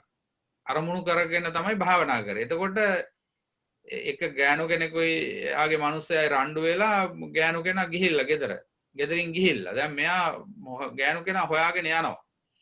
යනකොට හාමුදුරන්ගෙන් අහනවා මෙතනින් කාන්තාවක් ගියාද කියලා. මං ස්ත්‍රියක්ද පුරුෂයෙක්ද කියලා නම් දක්න ඇටසැකිල්ලක් පාවෙනවා දැක්කා කිව්වලු. එතකොට අර අට්ටි සංඥාවෙන් තමයි හිටියේ. එතකොට ඒ ස්ත්‍රී පුරුෂද කියන කතාවක් නෙමෙයි අර සංඥාවෙන් තමයි එයා දැක්කේ. එතකොට එයාට ඒ තුල මේ අට්ටි සංඥාවම ආව මිසක් මේ ස්ත්‍රී පුරුෂ කතාවක් පහළ වුණේ නැහැ. ඒ වගේ යම් සමතයක්. ඉතින් ඒ විදිහට අර හිත එකඟ වෙනකොට යම් අරමුණකට නිමිත්තකට භාවනාවකට එයාට ඒ විදිහම පේන්න පටන් ගන්නවා. එහෙනම් කරන්න ඕනේ ඒ විදිහටම බලන්න. අර දොර දිහා බැලුවා වගේ හැම එක දිහාම අර න්‍යායෙම බලන්න. මේක වෙන්නේ මේ මිරිඟුවක් තමයි අපි දකින්නේ කියලා. ඒතකොට අර ඇත්තටම ඉතින් ඒක ඇත්තමනේ. දැන් මුවාට පේන්නේ වතුර මේ මිරිඟුව පේන්නේ ජලයේ විදිහටමයි. ඌ කීයටවත් උගේ හිත කියන්නේ එයාට එයාගේ හිත කියන්නේ නෑ උඹ යන්න එපා වතුර නෙමෙයි මේ මිරිඟුවමයි තියෙන්නේ. මේ මිරිඟුවමයි දිලිසෙන්නේ කියලා මුවාට කියන්නේ නෑනේ මුවාගේ හිත. ඒ වගේ අපේ හිත අපිට කියන්නෙම නැහැ මෙතන දොරක් නෑ. මෙතන මිනිස්සෙක් නෑ. මෙතන භාර්යාව නෑ. මෙතන ස්වාමියා නෑ. මෙතන දරුවෝ නෑ. මෙතන වාහනේ නෑ. මෙතන මේ කියන දේවල් නැහැ කියන බවක් අපේ හිත කියන්නේ. හැබැයි අවබෝධ කරගත්ත කෙනාට කියනවා ඒක එහෙම නෙවෙයි කියලා. සම්මුතිය තුළ ජීවත් වෙන්න යා අර අවබෝධය ඇතුව කටයුතු කරනවා. දැන් අපිට මේකෙන් පැනලා යන්න බෑනේ. එහෙම නොදැක්කොත් වෙන්නේ අර මොවාගේ හිත වගේමයි අපිට අපේ හිතට අපි රැවටිලා. අපි රැවටිලා නැහැ කියලා කොච්චර කිව්වත් අපි ඉන්නේ රැවටිලාමයි. ඒකට එහෙනම් නොරවැටෙන්න මගත් අර විදිහටම අර මුවාට කියන මුවා ඒක පසුපස්සේ යනකොට එයාට කියන විදිහට එයා දැකලා එයා රැවටිලා ගිහිල්ලා මැරිලාම වැටෙනවා. එතකොට මේක දැක්කේ නැති මිනිස්සු බහුතරයක්ම වෙන්නේ එහෙමනේ. ජීවිතේ මේ නොයෙකුත් දේවල් කරලා අවසානයේ මැරිලා යනවා. හැබැයි ඒත් එයා හිතගෙන දැකලා නැහැනේ, අවබෝධ කරගත්තේ නැහැනේ. එහෙනම් ඒ වගේ තමයි වෙන්නේ. ඒ හින්දා මේ විදිහට අර දැන් මහත්තයා අර කිව්වා වගේ මේ දොර කියලා අපි කිව්වට මේක සම්මුතිය. මේකේ පරමාර්ථය මෙතන දොරක් නැහැ. මේක සතර මහා ධාතු. ඇහැ කියන්නේ සතර මහා ධාතු. රූපය කියන්නේ සතර මහා ධාතු. මේ ස්පර්ශය නිසා තමයි මේ සංඥාව පහළ වෙන්නේ. ඒකට ඒ ලෝභ දේශ මොහ එකතු වෙන්නේ. එහෙනම් විඥාණයෙන් දැනගන්නේ. විඥාණයෙන් දැනගන්න දේ තුල තියෙන්නේ මායාව. කියලාන් එහෙම හිතනකොට අරක වැඩෙන්න ගන්නවා. ඒතකොට ඒක අර අපි අර චක්‍රේ පාඩම් කරා වගේ මේක මේ අපි නිතර කරනකොට ඒක අපිට හිතේ පළපදියම් වෙනවා. මේ භාවනා නිමිත්ත හොඳට මේ හිතේ ඒක අපිට අමතක නොවන විදිහට සිහි වෙන්න පටන් ගන්නවා. එහෙමයි ස්වාමීනි. බොහොම පිං. ඒ කියන්නේ පරමාර්ථය නොදැක වස්තුවක් දෙයක් කියලා දොරක් ගයක් කියලා අපි කටයුතු කරනකොට එතන පරමාර්ථය නොදැන නිසා තණ්හා උපාදාන වීම ඒ කියන්නේ දුකට හේතු වෙලා තියෙන්නේ ඒක. උපාදානය වීම දුකට හේතු වීම වෙලා. හැබැයි දෙවෙනි වතාවේදී පරමාර්ථ සත්‍ය දැක්කොත් දොරෙහි යථාර්ථය, ගේහි යථාර්ථය, කාර්යයේ යථාර්ථය දැක්කා. ඊට පස්සේ ආයිමත් කාර්යක දොර කියලා පිළිගන්න. ඒක තමයි සංකේත වචනේ. ඒ කියන්නේ සම්මුති සත්‍ය. දැන් සම්මුති සත්‍යයෙන් කටයුතු කරන්නේ අර කලින් විදිහ නෙමෙයි. එතකොට උපාදාන වෙන්නේ නැහැ. ඒක දුකට හේතු වෙන්නේ නැහැ. මුලින් දොර කියලා ගත්ත වෙලාවේ උපාදාන වෙනවා, දුකට හේතු වෙනවා. දෙවෙනියට පරමාර්ථය දැක්කා. පරමාර්ථය දැකලා නැවත සම්මුතියට ආවට තණ්හාවට දුකට හේතු වෙන්නේ නැහැ. ඒකයි වෙනස. එහෙමයි සයනස්. එහෙමයි. ඒ අර දැන් දොර කියන එකම කියලා ගත්තොත් හිතන්න හොඳට පේන්ට් කරලා පොලිෂ් කරලා එහෙම තියෙනවා. දැන් පොඩි ළමයෙක් වගේ හූරනවා. එතකොට අර කේන්ති යනව නේද? අර දොරමයි කියලා ගත්ත කෙනාට ගොඩාක් කේන්ති යනවා. දොර නෙවෙයි කියලා අවබෝධ කරගත්ත කෙනාට කේන්ති අඩුයි යන්නේ. ඒ රාජාංචා ආඳුරන්ට තායිලන්තේ ඒ කෝපයක් හැදුනලු. අවුරුදු ගණනාවක් තිබුණු කෝපයක්. ඊට පස්සේ අජාංචා හාමුදුරුවෝ ඔක දැක්ක පළවෙනි දවසෙත් මට ওই විදිහටම කැඩලා තමයි තිබ්බේ කියලා. බාණ්ඩවර සත්‍ය දැකපු අයගේ විවාහාරය කොහොමද කියලා. ඊළඟට දැන් අර තව තාත්තා කෙනෙක් අර පහුගිය කාලේ ඕක ලොකුවට මේ ඔය මාධ්‍යවල ගියා. අර කාර්යක හූරලා ළමයාගේ ඇඟිල්ල තලුවා තාත්තා. දැක්කද ඔයගොල්ලන්ට මතකද? කාර්යක හූරලා. කාර්යක හූරලා ඊට පස්සේ ඇඟිල්ල තලලා ළමයාගේ. ඒතර බලන්නකෝ අර තාත්තා මොනතරම් නපුරු එයාට එයාගේ කාර්යක එයයි මගේ කාර්යකයි කියන සංඥාව තුළ මොනතරම් එයා බැසගෙන ඉඳලා තියනවද කියලා. අර තරම් දෙයක් තමන්ගේ දරුවට කරන්න දරුවට වඩා අර වස්තුව ලොකු වෙලානේ. ඒකට ඒ මොකද අර මනස අනිත් පැත්තට ගිහිල්ලා. දැන් මේක අවබෝධ කරගෙන යන තැනදී අරක උනත් ඕක දෙයක් නෙමෙයි කියලා අපිට මේ ඒක මේ සාමාන්‍ය වෙනවා. ඔය කැඩෙන බින්දෙන දේවල්නේ කියලා. ඒ තුළ හිත වාව ගන්න පුළුවන් මට්ටමට එනවා. නැත්තම් පිච්චෙනවා, දැවෙනවා. මේ බණ අපිට අවශ්‍ය වෙන්නේ දුක නැති කරන්නනේ. දැන් දුක එන්නේ එහෙනම් මේ එක්ක අපේ ශරීරය මූලික කරගෙන එහෙම නැත්නම් ශරීරය පරිහරණය කරන මේ පවත්තන්න ගන්න තියෙන වස්තු ටික හින්දා. ඔය දෙක වෙනස් වෙන අහිමි වෙන හමු වෙන්නේ නැති වෙන්නේ. ඉතින් ඒක නැති කරන්න නම් අර විදිහට දකින්නම ඕන. එහෙනම් වෙන ක්‍රමයක් නැහැ. උඩින් ගොඩින් පැනලා යන්න බෑ. ගියාට ආයෙ අතනදි මාට්ටු වෙනවා.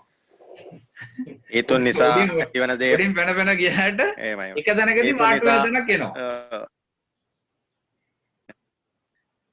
අපි කොයිතරම් බණ කියලා මේව කරලා වචන වලින් ගියාට ජීවිතේ අපිට ඒක අර හරියටම පේස් වෙන තැනදී ඒකට මුණ දෙන්න බැරි වෙනවා.